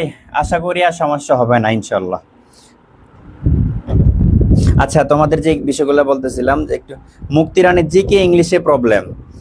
জিকেটা তো ইজি, জিকের বিষয়টা কি তোমাদের প্রচুর পড়তে হবে, বইটা তোমার ফার্স্ট ক্লাস রিডিং করে বারবার রিডিং করে যেতে হবে। তুমি ধরো, আমি তোমাদের যেটা বুঝাতে চাইছিলাম একটু আগে, আমার একটা জিনিস একটু তোমরা ফোকাস করো। ধরো আমি এখানে লিখলাম যে ট্রাই, আমি যদি চেষ্টা করি, হয় আমি সাকসেস হব, না হয় আমি কি হব, ফেল হব। বা ফেল হইলেও এখানে একটা কথা হলো আমি শিখবো, লার্ন। ফেল হইলেও কিন্তু আমার শিখতে হবে। কিন্তু আমি যদি না ট্রাই করি, যে ডোন্ট ট্রাই, চেষ্টায় যদি না করি, তাহলে আমার সাকসেস হওয়ার কোনো সম্ভাবনাই তো নাই। সাকসেস হওয়ার সম্ভাবনা জিরো, শেখার সম্ভাবনাও জিরো। তাহলে আমি শিখতেও পারবো না, তারপরে কি পাস করা তো সম্ভবই না। সুতরাং তোমাকে ট্রাই করতে হবে, চেষ্টা করতে হবে। Practice makes a man try. The more you practice, the more you learn, ঠিক আছে? The more you reach your, কি বলে এটাকে, নলেজ, ঠিক আছে? সো এইভাবে তোমাকে চেষ্টা করতে হবে, প্রচুর চেষ্টা করে যেতে হবে। আর কারো কোনো সমস্যা? তারপরে আনিক হাসান স্যার, এটা কোন জেলা এত লোড? এটা ঢাকা জেলা, যে জেলায় সবচেয়ে ভালো কারেন্ট থাকার কথা, এখন সেই জেলায় লোডিং হচ্ছে, ঠিক আছে? সরি, লোডশেডিং হচ্ছে। তারপরে রাসেল আলম, আমার English and Bangla second paper. English Bangla second, ইংলিশটা তো বললাম, আসলে নিজে নিজে পড়তে হবে, তোমার টেবিলে বসে থাকতে হবে। একটা টপিকের সমস্যা, ইউটিউবে সার্চ দাও। ভাইয়ারা আছে আমাদেরকে জিজ্ঞেস করে যে ভাইয়া এইটা এভাবে কিভাবে কিভাবে হবে। দেন তোমার যদি কোনো ক্লাসমেট থাকে, তোমার কোনো ফ্রেন্ডস থাকে যে এই বিষয়ে তোমার সাথে, আরেকটা আমি তোমাদের ইফোর্ট শিখিয়ে দিই, যেটা আমি অনেক আমার ক্ষেত্রে ইফেক্টিভ হয়, আমি একটু ইফেক্টিভনেস পাই ওটা থেকে। সেটা হলো, কোনো একটা বিষয় যদি আমার একটু বুঝতে সমস্যা, মনে রাখতে সমস্যা হয়, আমি আমার কোনো ফ্রেন্ডের সাথে, ক্লাসমেটের সাথে, ডিপার্টমেন্টের সাথে ওইটা নিয়ে আলোচনা করি। আলোচনা করলে হয় কি, আমার মাথায় গেঁথে যায়। এই জন্য তোমরা চেষ্টা করবে কোনো বিষয় যদি মাথায় না থাকে, ওইটা তোমার কোনো ফ্রেন্ড, মানে যার সাথে কমফোর্টেবল তুমি, যার সাথে পড়া যায়, এরকম কারোর সাথে একটা আলোচনা করবা, যে কোনো বিষয়, ঠিক আছে? আর কারো কোনো সমস্যা? বাংলা সেকেন্ড পার্ট ওয়াইজ, আমি বাংলা সেকেন্ড পার্ট আমি পড়াইতেছি পার্সোনালি। এখন আমি ইংরেজি কিটাও নিব, বাংলা সেকেন্ড পার্ট চেষ্টা করবো মাঝে মাঝে যদি সময় থাকে।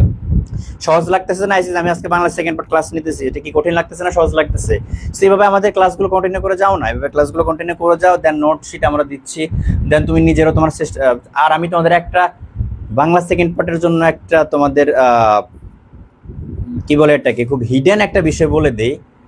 বাংলা 9-10-এর যে বাংলা ব্যাকরণ ও নির্মিত মূল বই, এটা সবাই মনোযোগ দেয়, মূল বইটা আছে নবম দশমের, রিসেন্ট টানা, নতুন টানা, 2016, 17, 18, 19, 20 এই সময়ের যে বইটা, মুনির চৌধুরীর লেখা, ওই বইটা ফার্স্ট পেজ থেকে লাস্ট পেজ পুরা বইটা তোমরা খাতা নিয়ে বসবা, লাইন বাই দাগাবা, যেই লাইনে ইনফরমেশন আছে ওই ইনফরমেশনটা খাতা 1, 2, 3, 4, 5, 6 এইভাবে। আচ্ছা, আমি তোমাদের একটা কাজ দিয়ে দেখি তোমরা কতটা, যদি তোমরা এই কাজটা করো, যতজন করবা বা যারা করবা, বুঝবো তোমাদের আসলে অ্যাডমিশন হবে, চান্স হবে, এবং তোমরা অ্যাডমিশনের চান্স পাওয়ার জন্য আগ্রহী।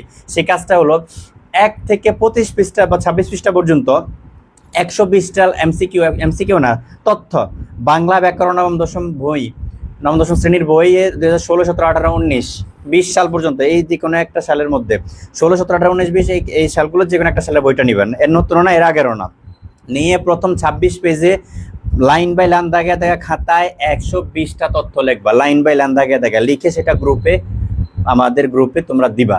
দেখবো কে কে দাও। সময় দিলাম আজকে হলো তোমাদের 21 তারিখ, আমাদের তো আবার অ্যাডমিশন চলে আসছে। সো যারা সেকেন্ড টাইম আছো তারা এটা করো, ফার্স্ট টাইম যারা তোমরা ফার্স্ট টাইম তোমাদের সম্ভব হলে করবা, সেটা হলো তোমরা 23 তারিখের মধ্যে 2 দিন সময় দেবে। 2 দিন লাগে না, 3-4 ঘন্টায় হয়ে যায় একটা না লিখলে। 2 দিন সময় দিলাম, দেখি তোমরা এটা কে কে করতে পারো, আমি দেখবো, তাহলে বুঝবো যে না তোমাদের অ্যাডমিশনের জন্য সিরিয়াসনেস আছে। আচ্ছা চামিলি, আমিও মাস্টার্স, হ্যাঁ এটা ভালো। ঠিক আছে, তাহলে আমরা শুরু করি। সবাই রেডি? আমরা আমাদের জায়গায় চলে আসি। তাহলে রিক্সা থেকে রিস্কা আমরা জানলাম এটা একটা ধ্বনি বিপর্যয়, তাই না? আচ্ছা, মানে জায়গা পরিবর্তন, এর জায়গায় চলে আসছে, ও ওর জায়গায় চলে আসছে, বিষয় ব্যাপার মানে সমান থেকে অসমান করে ফেলবে। আচ্ছা রেডি সবাই? সব ক্লিয়ার আছে কিনা একটু জানো, বুঝতেছো কিনা? তাহলে আমরা শুরু করি। হ্যাঁ রেডি? একটু বলো যে ভাই রেডি, তাহলে শুরু করি। এমনিতে অনেক সময় লোডশেডিং এর জন্য নষ্ট হয়ে গেছে, একটু ফাস্ট শেষ করতে হবে এবার। রেডি তো সবাই?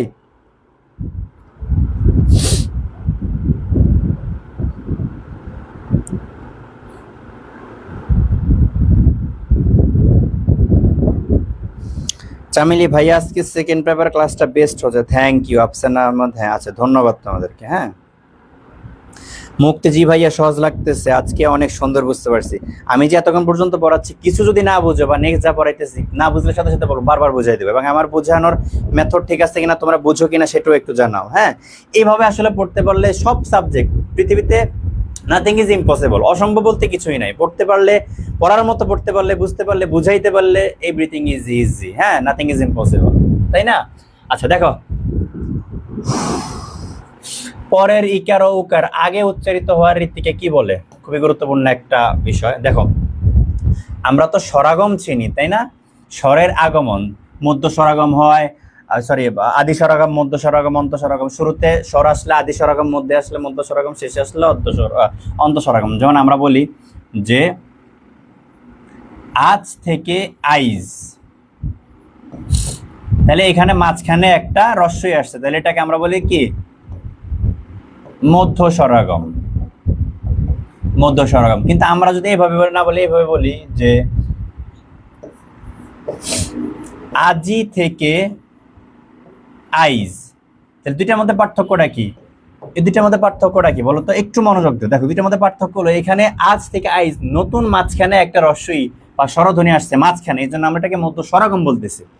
আর আজি থেকে আইজের মধ্যে হচ্ছে কি? আজি, আমরা যদি উচ্চারণ করি আজ ই, আজি যদি আমরা উচ্চারণ করি আ যোগ জ যোগ রস্যই, শেষে একটা রস্যই আছে, তার মানে সে লেখার সময় আগে হলো উচ্চারণের শেষে, তো শেষের রস্যইটা জাস্ট এখানে মাঝখানে চলে আসছে, আজি থেকে আইজ।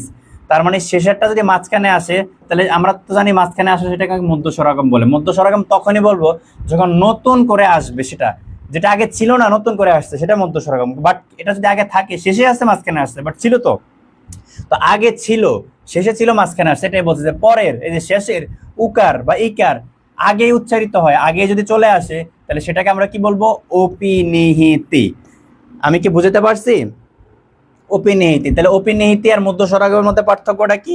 মধ্য স্বরাগম হলো মাঝখানে নতুন করে একটা স্বর আসবে যেটা আগে ছিল না। হ্যাঁ, আর অপিনিহিতিটা কি? শেষের রস্যউ বা রস্যিকার বা রস্যউকারটা মাঝখানে চলে আসবে। ভাইয়া আসলে একটু অসুস্থ তো, গলা ব্যথা, এই জন্য মাঝে মাঝে একটু মিস্টেক হয়ে যেতেছে। গলা ব্যথা, সর্দি, কাশ, ঠান্ডা, জ্বর, একটু দোয়া চাই তোমাদের কাছে। হ্যাঁ যতক্ষণ শরীর কুলায় আমি চেষ্টা করতেছি তোমাদেরকে শেখানোর জন্য।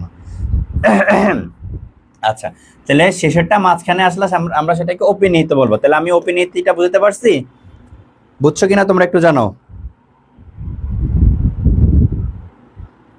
ক্লিয়ার কিনা একটু জানো যে ভাই ক্লিয়ার?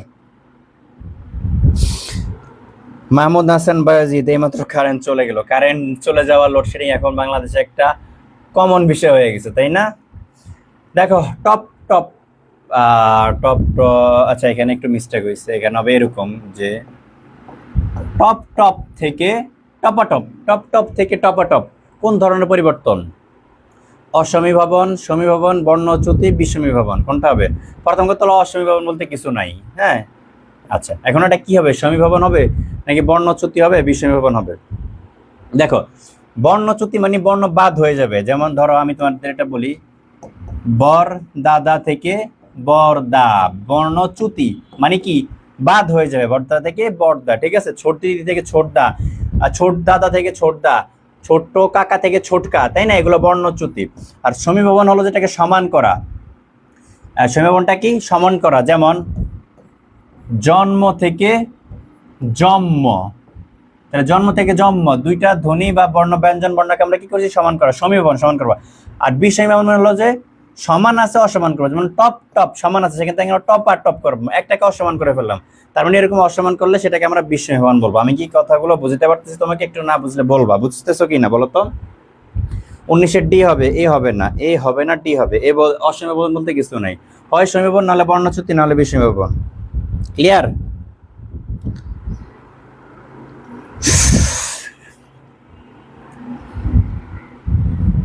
আচ্ছা 20 নম্বরে চলে যাই। অভিশ্রুতি, অভিশ্রুতি শব্দটার মধ্যে এটাই আমরা বুঝে নিব যে শ্রবণে সহজ করার লক্ষ্যে, সহজ করার লক্ষ্যে, শ্রবণে মানে শোনার জন্য লক্ষ্যে, হ্যাঁ শ্রবণে বা শোনার জন্য সহজ করার জন্য, যেটা অলাবু থেকে লাউ, ধপ ধপ থেকে ধপধপ, আসিয়া থেকে আইসা নাকি বর্ধা থেকে বর্ধা, অলাবু থেকে লাউ, এটা তো হইলো আমাদের কি বলে এটাকে স্বরলোপ, আদি স্বরলোপ হয়েছে তাই না, আদি স্বরলোপ। আদি স্বরলোপ কিভাবে, এটা আমরা একটু বোঝার চেষ্টা করি যে শুরুর আদি মানে শুরু, শুরুর স্বরটা লোপ হয়ে গেছে, আদি স্বরলোপ। এরপরে ধপ ধপ থেকে ধপাধপ, এটা হলো আমাদের একটু আগে বললাম আমরা বিষমীভবন, তাই না। এরপরে আছে বর্দা থেকে বর্দা, ব্যঞ্জন চ্যুতি, ব্যঞ্জন চ্যুতি, তাহলে ব্যঞ্জন চ্যুতি মানে কি একটা বাদ হয়ে গেছে, চ্যুতি হয়ে গেছে, বিচ্ছিন্ন হয়ে গেছে। আর আসিয়া আইসা এসে, দেখো আসিয়া থেকে এসে কোনটা শুনতে সহজ, শ্রুতি মধুর, আসিয়া যাইয়া খাইয়া এগুলো তো হলো সাধু ভাষা, কিন্তু আমরা বলি এসে যে খেয়ে, তাই না, আমরা সহজটা বলি। তাহলে শ্রুতি মধুর করার জন্য যেটা সেটাকে অভিশ্রুতি বলে। ক্লিয়ার কিনা একটু জানাও।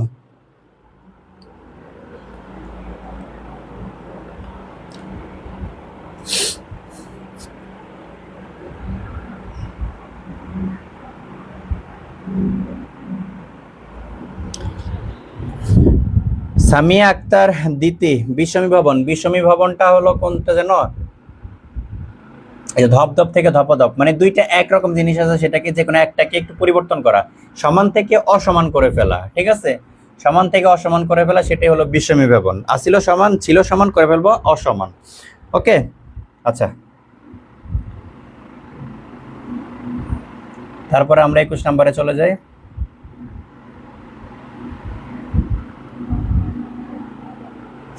এই যে আমাদের চেনা লোক, বাক্যের চেনা কোন পদ, এবার আমরা পদের মধ্যে ঢুকে গেছি, বিশেষ বিশেষণ সর্বনাম অব্যয় ক্রিয়া, তাই না। এই যে আমাদের চেনা লোক, বাক্যের চেনা কোন পদ, বিশেষ্য অব্যয় ক্রিয়া বিশেষণ। দেখ আমরা একটু ভাঙি, লোক হলো একটা বিশেষ্য, তাই না, বিশেষ্য মানে আমরা জানি নাউন। আচ্ছা তোমাদের আরেকটা পড়াশোনার একটু টেকনিক বলে দেই, তোমরা যখন বাংলা ব্যাকরণ পড়বা সেগুলোকে একটু ইংরেজির সাথে রিলেট পড়ার চেষ্টা করবো, তাহলে তোমাদের ইংরেজিটাও হয়ে যাবে, বাংলার সাথে বাংলাটা হয়ে যাবে, মানে ইংরেজি গ্রামারের সাথে বাংলা ব্যাকরণটা রিলেট করে পড়বা। যেমন আমি বিশেষ্য পড়তেছি, বিশেষ্য ইংরেজিতে কি বলে নাউন, তাহলে বিশেষ্যর আগে আমরা জানি কি বসে, যে ওয়ার্ড দ্বারা নাউন বা প্রোনাউনকে মডিফাই করে সেটাকে কি বলে অ্যাডজেক্টিভ, অ্যাডজেক্টিভের বাংলা কি বিশেষণ। হ্যাঁ তাহলে যেটা এখন আমাদের এখানে লোকটা হলো বিশেষ্য, নাউনকে যে মডিফাই করে সে হয় অ্যাডজেক্টিভ, অ্যাডজেক্টিভের বাংলা হলো বিশেষণ, অ্যাডজেক্টিভের বাংলা কি বিশেষণ, বিশেষণ কি করে নাউন বা প্রোনাউনকে মডিফাই করে। তাহলে একটা নাউনকে মডিফাই করতেছে কে, লোক, কি ধরনের লোক, চেনা লোক, তাহলে চেনাটা এখানে কি বিশেষণ, তাহলে এই যে আমাদের চেনা লোক বাকে চেনাটা কি বিশেষণ। আমি কি বুঝতে পারছি বিষয়টা তোমাদেরকে, অ্যাডজেক্টিভ বুঝছো কি না বলো তো।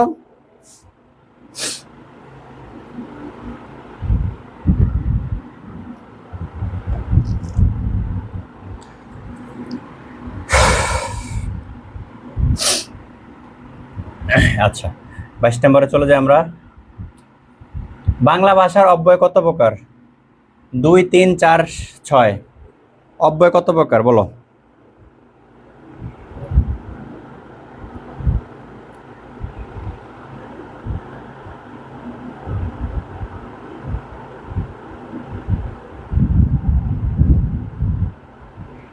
অব্যয় 4 প্রকার মনে রাখবা, সমুচ্চয়ী, সমুচ্চয়ী অব্যয়, পদান্বয়ী, অনন্বয়ী, অনুকার। অব্যয় 4 প্রকার। আমরা এগুলো যখন বিস্তারিত পদের ক্লাস করব তখন আমরা বিস্তারিত করব। অব্যয় 4 প্রকার। কোথাও আবার লেখা আছে 3 প্রকার, উৎসগত দিক থেকে, ব্যবহারিক দিক থেকে, আরেকটা হলো তোমার ভাবগত অর্থের দিক থেকে। এইভাবে আবার অনেকে 3 প্রকারও বলে, কিন্তু আসলে 4।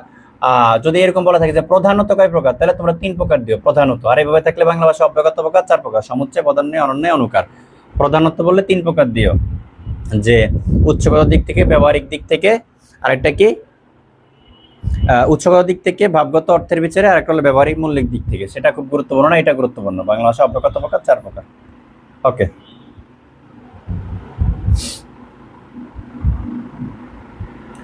তেইশ নম্বরটা দেখি আমরা, যে কোন বাক্যে শেষ ক্রিয়া রূপে ব্যবহৃত হয়েছে। শেষ ক্রিয়া হিসেবে ব্যবহৃত হয়েছে। ক্রিয়া মানে ভার্ব, এটা তো আমরা জানি, তাই না?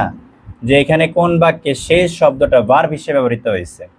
আমার সুখের শেষ নাই। কি নাই? শেষ নাই। আমি আপনার শেষ কথা শুনতে চাই। কাজটি শীঘ্র শেষ করো। সব ভালো যার শেষ বলো।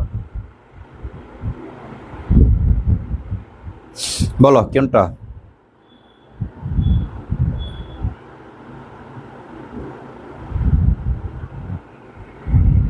ক্রিয়া হিসাবে এখানে দেখো, এখানে শেষটা হলো বিশেষ্য বা নাউন। আমার সুখের কি নাই? শেষ নাই, নাউন হিসেবে। আমি আপনার শেষ কথা শুনতে চাই, এখানে শেষটা হলো বিশেষণ। কথাকে মডিফাই করছে, নাউনকে মডিফাই করছে। বিশেষ্যকে যে মডিফাই করে সে বিশেষণ, তাই না? এটা নাউন, এটা অ্যাডজেটিভ। ওকে, এরপরে দেখি সব ভালো যার শেষ ভালো। এখানেও শেষটা কি? অ্যাডজেটিভ বা বিশেষণ। ঠিক আছে, এবার এই বাক্যে যদি আমরা দেখি, কাজটা শীঘ্র শেষ করো। কি করো? শেষ করা। তাহলে এটা একটা ভার্ব না? শেষ করা। তাহলে ক্রিয়ার ব্যবহৃত হচ্ছে এটা, কাজটা শেষ করো। আমি কি বুঝতে পারছি বিষয়টা? বুঝতে পারছি কিনা একটু জানাও। শেষ। তারপরে আমরা 24 নম্বরটাতে একটু ফাস্ট করতে হবে, আমাদের অনেক সময় অলরেডি অতিবাহিত হয়ে গেছে। কোন শব্দটিতে সমধাতুস কর্ম আছে? সে বই পড়ছে, সে গভীর চিন্তায় মগ্ন, সে ঘুমিয়ে আছে, সে যে চাল চেলেছে তাতে ষড়যন্ত্রকারীরা ছাড়া আর কিছুই বলা যায় না। সমধাতুস কর্মটা কি? সমধাতুস কর্ম হলো যে ভার্বটা থাকবে, ক্রিয়া থাকবে, ক্রিয়ার ওই যে মূল বিষয় ধাতুটা, ক্রিয়ার যে মূল শব্দটা, ওই শব্দের মতো কর্ম। সমধাতুস ক্রিয়ার ধাতুর মতো কর্ম, তার মানে ক্রিয়ার মতো কর্ম, এইভাবে আমরা লিখতে পারি আর কি, ক্রিয়ার মতো কর্ম। তাহলে যেমন ক্রিয়ার মতো কর্ম আছে কোনটা, মানে ওই যে শব্দটা, ক্রিয়ার মূল শব্দ, কর্মটারও ওই মূল শব্দই থাকবে। দেখো, সে যে চাল চেলেছে, চাল আমরা বলি না, সে গভীর ঘুম ঘুমিয়েছে, গভীর ঘুম ঘুমিয়েছে।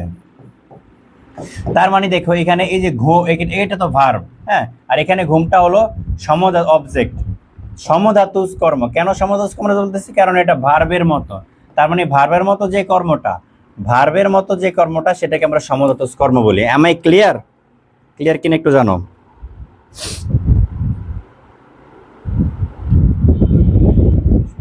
সমধাতুজ মূল ভার্বের ধাতুর মতো, ধাতুর থেকে নির্গত, ধাতু থেকে গঠিত যে কর্মটা সেটাকে সমধাতুজ ক্রিয়া কর্ম বলে। তার মানে যে মূল ভার্বটা, সেই ভার্বের থেকে গঠিত যদি কোনো কর্ম থাকে, ওই শব্দটা থেকে গঠিত যদি কোনো কর্ম থাকে, সেটাই হলো সমধাতুজ কর্ম। Am I clear?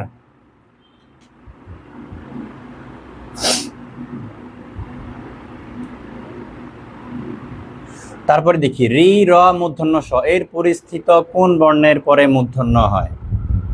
এর পরস্থিত কোন বর্ণের পরে মূর্ধন্য হয়? আচ্ছা, এটা আসছে নত্যবিধান। আমি আসছি সব টপিক থেকে মোটামুটি অনেক টপিক থেকে গুরুত্বপূর্ণ জিনিস আছে। নত্যবিধান সত্যবিধান বিস্তারিত বললে তখন জানবো। সাধারণত আমরা জানি যে রি র মূর্ধন্য স এর পরে কি হয়? মূর্ধন্য হয়, মূর্ধন্য হয়। ঠিক আছে, যেমন ঋণ, ঋণ লিখতে আমরা কোন লিখি? মূর্ধন্য লিখি। বেশি বড় করে বলছি না, মূর্ধন্য লিখি, তাই না? এরপরে দেখো রণক্ষেত্র লিখতে আমরা র ন লিখি। তারপরে শান লিখতে আমরা লিখি কি? অনেক লিখি না, ঈশান লিখতে মূর্ধন্য লিখি। তার মানে এগুলোর পরে সাধারণত কি হয়? মূর্ধন্য হয়। এগুলো একটু মনে রাখবো, নত্যবিধান সত্যবিধানের নিয়ম এটা। এবারে আমরা আরেকটা বিষয় মনে রাখতে হবে, যেমন আমি এখানে বললাম যে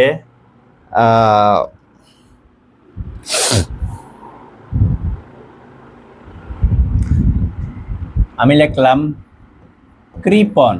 মনে রাখবে এই যে রফালায় রফালায় রর একটা রির একটা রূপ, ঠিক আছে? তার মানে রফালা আর রি একই কথা। তাহলে রফালার পরে কি হওয়ার কথা ছিল?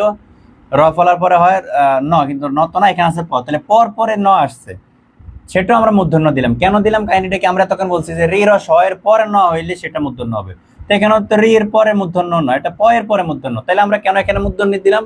মনে রাখবা এগুলোর পরে প বর্গীয় ধ্বনিও থাকলে, প বর্গীয় ধ্বনি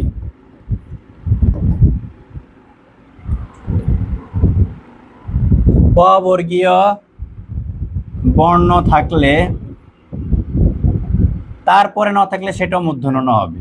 তাহলে প বর্গীয় বর্ণগুলো একটু লিখে নাও। প, ফ, ব, ভ, ম। প, ফ, ব, ভ, ম। এগুলোকে আমরা কি বলি? প বর্গীয় বর্ণ বা প বর্গীয় ধ্বনি। তাহলে এগুলোর পরে যদি তার মানে আগে যদি রি র স থাকে, আগে যদি কি থাকবে এখানে রি র মূর্ধন্য স, এরপরে যদি এগুলো থাকে তারপরে নটা কি হবে? মূর্ধন্য স। যেমন কৃপণ, কৃ পরে প আছে, তারপর নটা মূর্ধন্য। বুঝতে পারছি কিনা একটু বলো?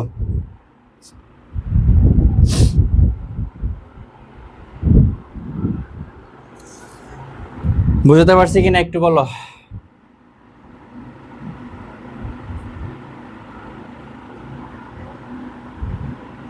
এরপরে দেখো যে সুন্দর পুষ্প সুনীল আকাশ। সুন্দর ও সুনীল কোন শ্রেণীর বিশেষণ?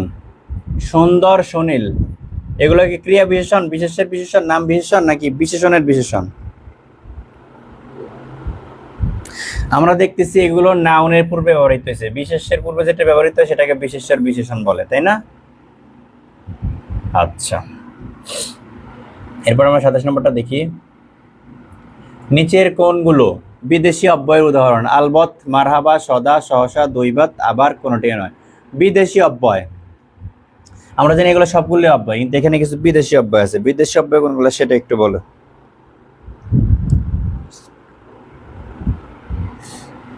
দেখো, আলবত এটা একটা ফার্সি অব্যয়, মারহাবা আরবি, তার মানে দুইটাই বিদেশি। বাংলাদেশি তদ্ভব ছাড়া যা আছে সবাই তো বিদেশি, তাই না? ফার্সি আরবি, তার মানে এগুলো বিদেশি। 27 ক বুঝতে পারছি?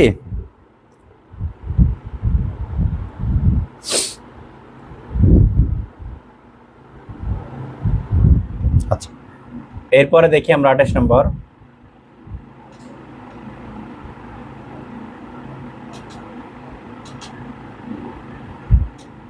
তুমি এতক্ষণ কি করেছ? এই বাক্যে কি কোন পদ? বিশেষণ, অব্যয়, সর্বনাম, ক্রিয়া, কি কোন পদ বলো? তুমি এতক্ষণ কি করেছ?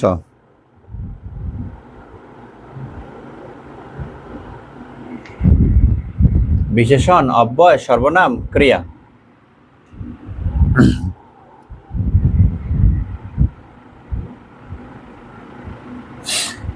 এটা হলো সর্বনাম। কিভাবে সর্বনাম? ধরো তোমাকে জিজ্ঞেস করলো তুমি কি চাও? আমি গাড়ি চাই। তাহলে গাড়ি কি? একটা নাউন। আমাকে জিজ্ঞেস করলো তুমি কি চাও? গাড়ি চাই। তাহলে গাড়ি একটা নাউন। আমরা জানি নাউনের পরিবর্তে, বিশেষের পরিবর্তে যা ব্যবহৃত হয় সেটা প্রোনাউন, বিশেষের পরিবর্তে যা ব্যবহৃত সেটা প্রোনাউন। প্রোনাউন মানে কি? সর্বনাম, তাই না? প্রোনাউন, প্রোনাউন মানে সর্বনাম। বুঝতে পারছি? আচ্ছা, এরপরে দেখি আমরা 29 নম্বরটা।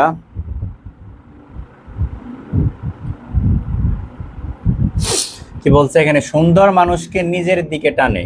এই বাক্যে সুন্দর শব্দটি কোন পদ? বিশেষণ, সর্বনাম, অব্যয়, নাকি বিশেষ্য? দেখো, সুন্দর মানুষকে, এখানে সুন্দর বলতে মূলত সৌন্দর্য বোঝাচ্ছে।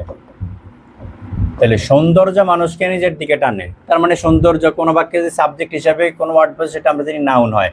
সাবজেক্ট হিসেবে যে বসে, এখানে সৌন্দর্যটা সাবজেক্ট, হ্যাঁ, বাক্যের সাবজেক্ট বা বিধেয়, হ্যাঁ, কর্তা হিসেবে যে বসে সে নাউন হয়। তার মানে এটা কি? বিশেষ্য, তাই না? চামেলি 29 তোমরা বিশেষণ বলতেছো সুন্দর মানুষকে নিজের দিকে টানে, কিন্তু আমি যদি এটা মানুষের বিশেষণ ধরি, সুন্দর মানুষকে নিজের দিকে টানে, তাহলে কে টানে? সেটা তো নাই। তাহলে একটা হযবরল অবস্থা হয়ে যেতেছে না? তাহলে তো অসম্পূর্ণ বাক্য হয়ে যায়। এই কারণে সুন্দরটাকে সৌন্দর্য ধরতে হবে। সৌন্দর্য মানুষকে নিজের দিকে টানে। সৌন্দর্য তার নিজের দিকে কাকে টানে? মানুষকে টানে। ওকে, ডি নাম্বার।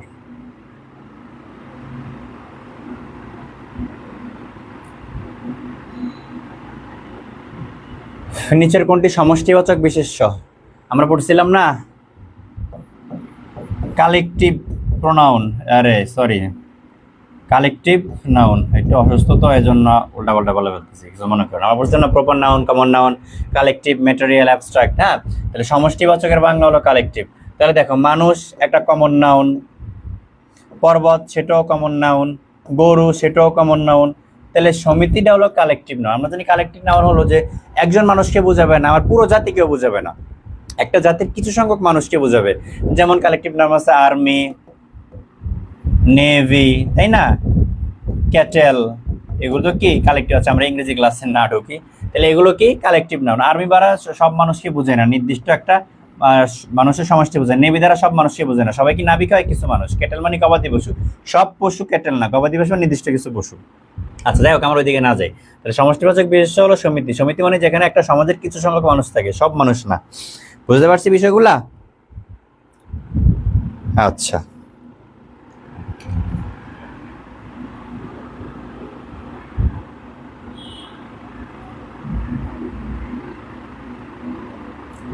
নিশি রাতে নিশি, যে একটা গান আছে না তাহিরির গান, না জওয়াজের মাঠ ময়দানে গায়, নিশি রাতে কার বাঁশি বাজে, তাই না? শুনছো তোমরা? নিশি রাতে কার বাঁশি বাজে। হ্যাঁ, আচ্ছা ওরা এটা তো হলো নিশীত রাতে বাজে বাঁশি। বাকি নিশীত কোন পদ? নিশীত মানে হলো মধ্যরাত, গভীর রাত। তাহলে এটা রাতকে মডিফাই করতেছে, তাই না? নাউনকে মডিফাই যে করে সে কি হয়? অ্যাডজেক্টিভ হয়। তাহলে এটা আমরা বুঝলাম যে এটা হলো বিশেষ্যর বিশেষণ, তাই না? বিশেষ্যর বিশেষণ। ক্লিয়ার? কয়টা এমসিকিউ সলভ করানো হবে আজকে উম্মে সালমা? আমরা খুব তাড়াতাড়ি শেষ করে দেবো, দেরি করবো না বেশি, আমরা চেষ্টা করতেছি খুব তাড়াতাড়ি শেষ করার। হ্যাঁ, আচ্ছা। এ এক বিরাট সত্য, সত্য কোন পদ? এ এক বিরাট সত্য, সত্য বিশেষণ, সর্বনাম, বিশেষ্য, অব্যয় বা অ্যাডজেক্টিভ যেগুলো হলো এটা তো নাউনে হবে, বিশেষ্য হবে, তাই না? আমরা বুঝতে পারতেছি। তাহলে এটা হলো বিশেষ্য 32-এর সি, তাই না? আমরা খুব দ্রুত আমাদের ক্লাসটি শেষ করার চেষ্টা করতেছি, প্রায় 2 ঘন্টার মতো, 1.5 ঘন্টা পার হয়ে গেছে। দেখো, নির্দেশক সর্বনাম টিটা যুক্ত হলে, আমরা জানি পদাশ্রিত নির্দেশক টিটা, খানাখানি, ওইগুলা, তাই না? তাহলে তার মধ্যে নির্দেশক সর্বনাম যে টিটা যুক্ত হলে কি কি অর্থে পারে? উৎকৃষ্ট, নিকৃষ্ট, নির্দিষ্ট, অনির্দিষ্ট। আমরা বলি যে বই, আমরা এর সাথে যখন টিটা লাগিয়ে দেই যুক্তি, তখন কি হয়ে যায়? বইটি। তার মানে কি হচ্ছে এখানে? নির্দিষ্ট হচ্ছে। বই, আমাকে বই দাও, যে কোনো বই হতে পারে, কিন্তু আমরা একটা বইয়ের দিকে তাকে বললাম যে আমাকে বইটি দাও, তার মানে নির্দিষ্ট করে বললাম। তাহলে টিটা, বইটি দাও বা বইটা দাও, সেটা দ্বারা নির্দিষ্টতা বোঝায়। বুঝতে পারছি? 33-এর সি। আচ্ছা, তারপরে দেখি আমরা কোনটি ক্রিয়া বিশেষণের বিশেষণ? আস্তে লেখো, সে খুব রূপবতী, সদর রাস্তা, দ্রুত হেঁটে যাও। এখানে ক্রিয়ার বিশেষণ চাইতেছে না, ক্রিয়ার বিশেষণ তার বিশেষণ চাইতেছে। তার মানে আস্তে লেখো এটা হলো ক্রিয়া বিশেষণ, রূপবতী এখানে হলো তোমার বিশেষণের বিশেষণ, সদর রাস্তা বিশেষের বিশেষণ। আর যেটা দেখি যা দ্রুত হেঁটে যাও, যাও একটা ক্রিয়া, এটা তার বিশেষণ, এটার বিশেষণ এটা। তার মানে আমাদের কাছে ক্রিয়ার বিশেষণের বিশেষণ চাইতেছে, তার মানে এটা দ্রুত হেঁটে যাও, ক্রিয়া তার বিশেষণ, এটা তার বিশেষণের বিশেষণ। বুঝতে পারছি? এই আর কি।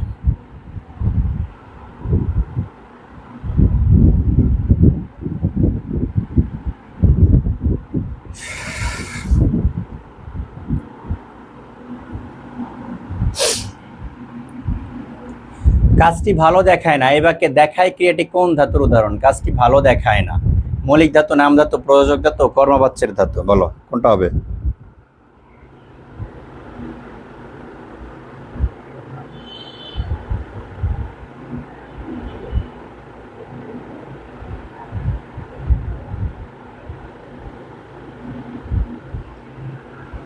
কাজটি ভালো দেখায় না, কাজটি ভালো দেখায় না, এটা হলো কর্মবাচ্যের ধাতু। কেন কর্মবাচ্যের ধাতু? দেখো, কাজটি ভালো দেখায় না, কি ভালো দেখায় না? কাজটা। তাহলে কাজ একটা কি, এখানে কর্তা, কিন্তু কি দেখায় না? ভালো দেখায় না। ভালোটা হলো কর্ম, কর্মকে যে মডিফাই করতেছে, তাহলে কর্ম তাকে কি বলবো? কর্মবাচ্য ধাতু। ঠিক আছে, বুঝতে পারছি?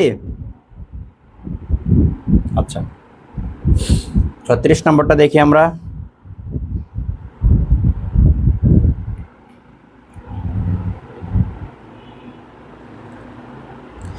দেখো, কোন বাক্যে যে আমরা 40 পর্যন্ত যে আজকে শেষ করে দেব। হ্যাঁ, কোন বাক্যে যে ক্রিয়াপদ অসমাপ্ত থাকে তাকে কি ধরনের ক্রিয়াপদ বলে? কোন বাক্যে যে ক্রিয়াপদ অসমাপ্ত থাকে তাকে কি সমাপিকা বলে, অর্ধ সমাপিকা, অসমাপিকা? তোমরা কি সমাপিকা অসমাপিকা ক্রিয়া জানো? মনে আছে তোমাদের? সমাপিকা মানে যে ক্রিয়ার কাজটা শেষ হয়, আর অসমাপিকা মানে যেটার কাজ, যে ক্রিয়ার কাজ সম্পন্ন হয় সেটা সমাপিকা, আর যেটা যে ক্রিয়ার কাজ সম্পন্ন হয় না সেটা অসমাপিকা। যেমন আমি বললাম,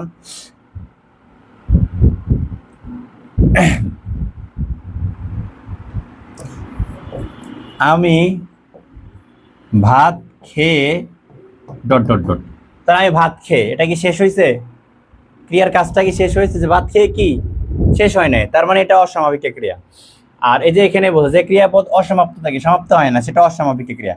আর আমি যদি বলি আমি ভাত খেয়ে ক্লাসে গেলাম, হ্যাঁ, আমি ভাত খেয়ে তাকে দেখলাম, সেক্ষেত্রে সেটা সমাপিকা ক্রিয়া হবে। আমি ক্লিয়ার? ক্লিয়ার কিনা একটু জানো?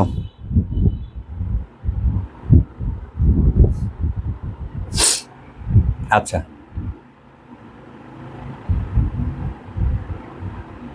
37 নম্বরটা দেখি আমরা।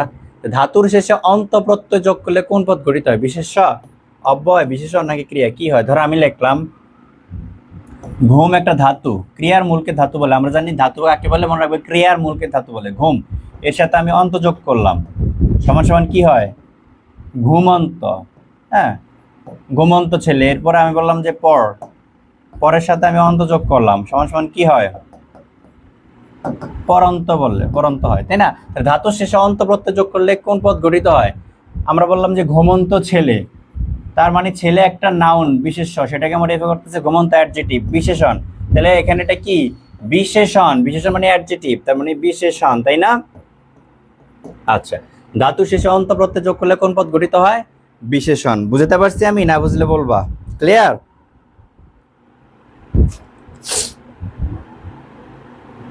আচ্ছা, এরপরে দেখি আমরা 38 নম্বরটা। কর কর, কর কর, মর মর, হ্যাঁ, ধপ ধপ, এগুলো কোন ধরনের অব্যয়? সমুচ্চয়, অনন্যয়, অনুসর্গ, অনুকার। আমরা বিস্তারিত এগুলো যাবো না, যে সমুচ্চয় অব্যয় কি, সেটা কত প্রকার, অনন্যয়, অনুসর্গ, এগুলো করতে গেলে আধা 1 ঘন্টা লেগে যাবে। এটা অব্যয় জন্য আলাদা ক্লাস করবো। এখন তোমরা বলো কর কর কোন অব্যয়? অনুকার অব্যয়। ঠিক আছে, কর কর হলো অনুকার অব্যয়।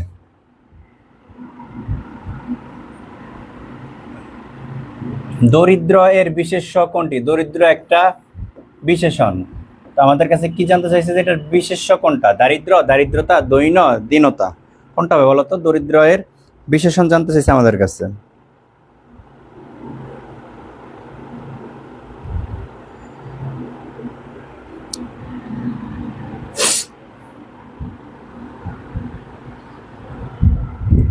দরিদ্রের বিশেষ হলো দারিদ্র। ঠিক আছে, আচ্ছা, আজকের জন্য শেষ এমসিকিউ। 40 নম্বরটা একটু দেখি আমরা। কি বলছে যে উৎকর্ষ, এটা কি? এটা কি বিশেষণ, বিশেষণের বিশেষণ, বিশেষ্যর বিশেষণ নাকি বিশেষ্য? উৎকর্ষ এটা কি? কি হবে বলতো উৎকর্ষটা?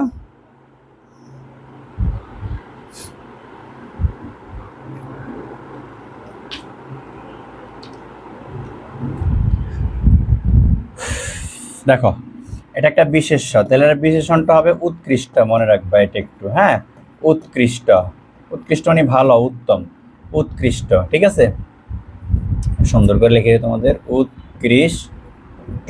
হ্যাঁ, উৎকৃষ্ট, এটা হলো বিশেষণ। ঠিক আছে, আজকের ক্লাস এতটুকুই। তোমাদের যে উপদেশগুলা মাঝখান মাঝে ক্লাসের মাঝে মাঝে বললাম, এগুলো একটু তোমরা ফলো করবে, বিষয়গুলো একটু খেয়াল রাখবে, ঠিক আছে? একটু খেয়াল রাখবা, বিষয়গুলো একটু মানার চেষ্টা করবা, যেভাবে যে বইটা যেভাবে পড়তে বলছি, ক্লাস দেখতে বলছি, এগুলো একটু করবা। এইভাবে করলে আসলে ইনশাল্লাহ হয়ে যাবে। আমার যেহেতু হয়েছে, যারা চান্স পেয়েছে তারা এইভাবে পড়াশোনা করে হয়েছে, ঠিক আছে? কারো ভিতরে আল্লাহ ওহি দিয়ে দেন, আল্লাহ নবীদেরকে যেভাবে ওহি দেন, হ্যাঁ, কলবের ভিতরে। আমরা তো আল্লাহর ওইরকম বিশেষ বান্দা না, তাই না? আমরা মানুষ, আমাদেরকে পড়ে পড়ে আয়ত্ত করতে হবে। আমাদের ঘুমের মধ্যে আমাদের ভিতরে ওহি চলে আসবে না, ওহি নাজিল হবে না, ঠিক আছে? আমাদের নিজের পড়তে হবে, পড়ে পড়ে আয়ত্ত করতে থাকবে। তো সবার জন্য শুভকামনা রইল, সবাই আমার জন্য একটু দোয়া করবা, যাতে অত্যন্ত অসুস্থ, মাথা ব্যথা, জ্বর, যাতে সুস্থ হই, সুস্থ হয়ে তোমাদের সাথে আগামী নেক্সট ক্লাস করাইতে পারি, যেন আল্লাহ তাআলা আমরা সেই সুযোগটা দেয়। সবাই ততক্ষণ ভালো থাকো, প্রিপারেশন নিতে থাকো, সবার জন্য শুভকামনা রইল। আসসালামু আলাইকুম, আল্লাহ হাফিজ।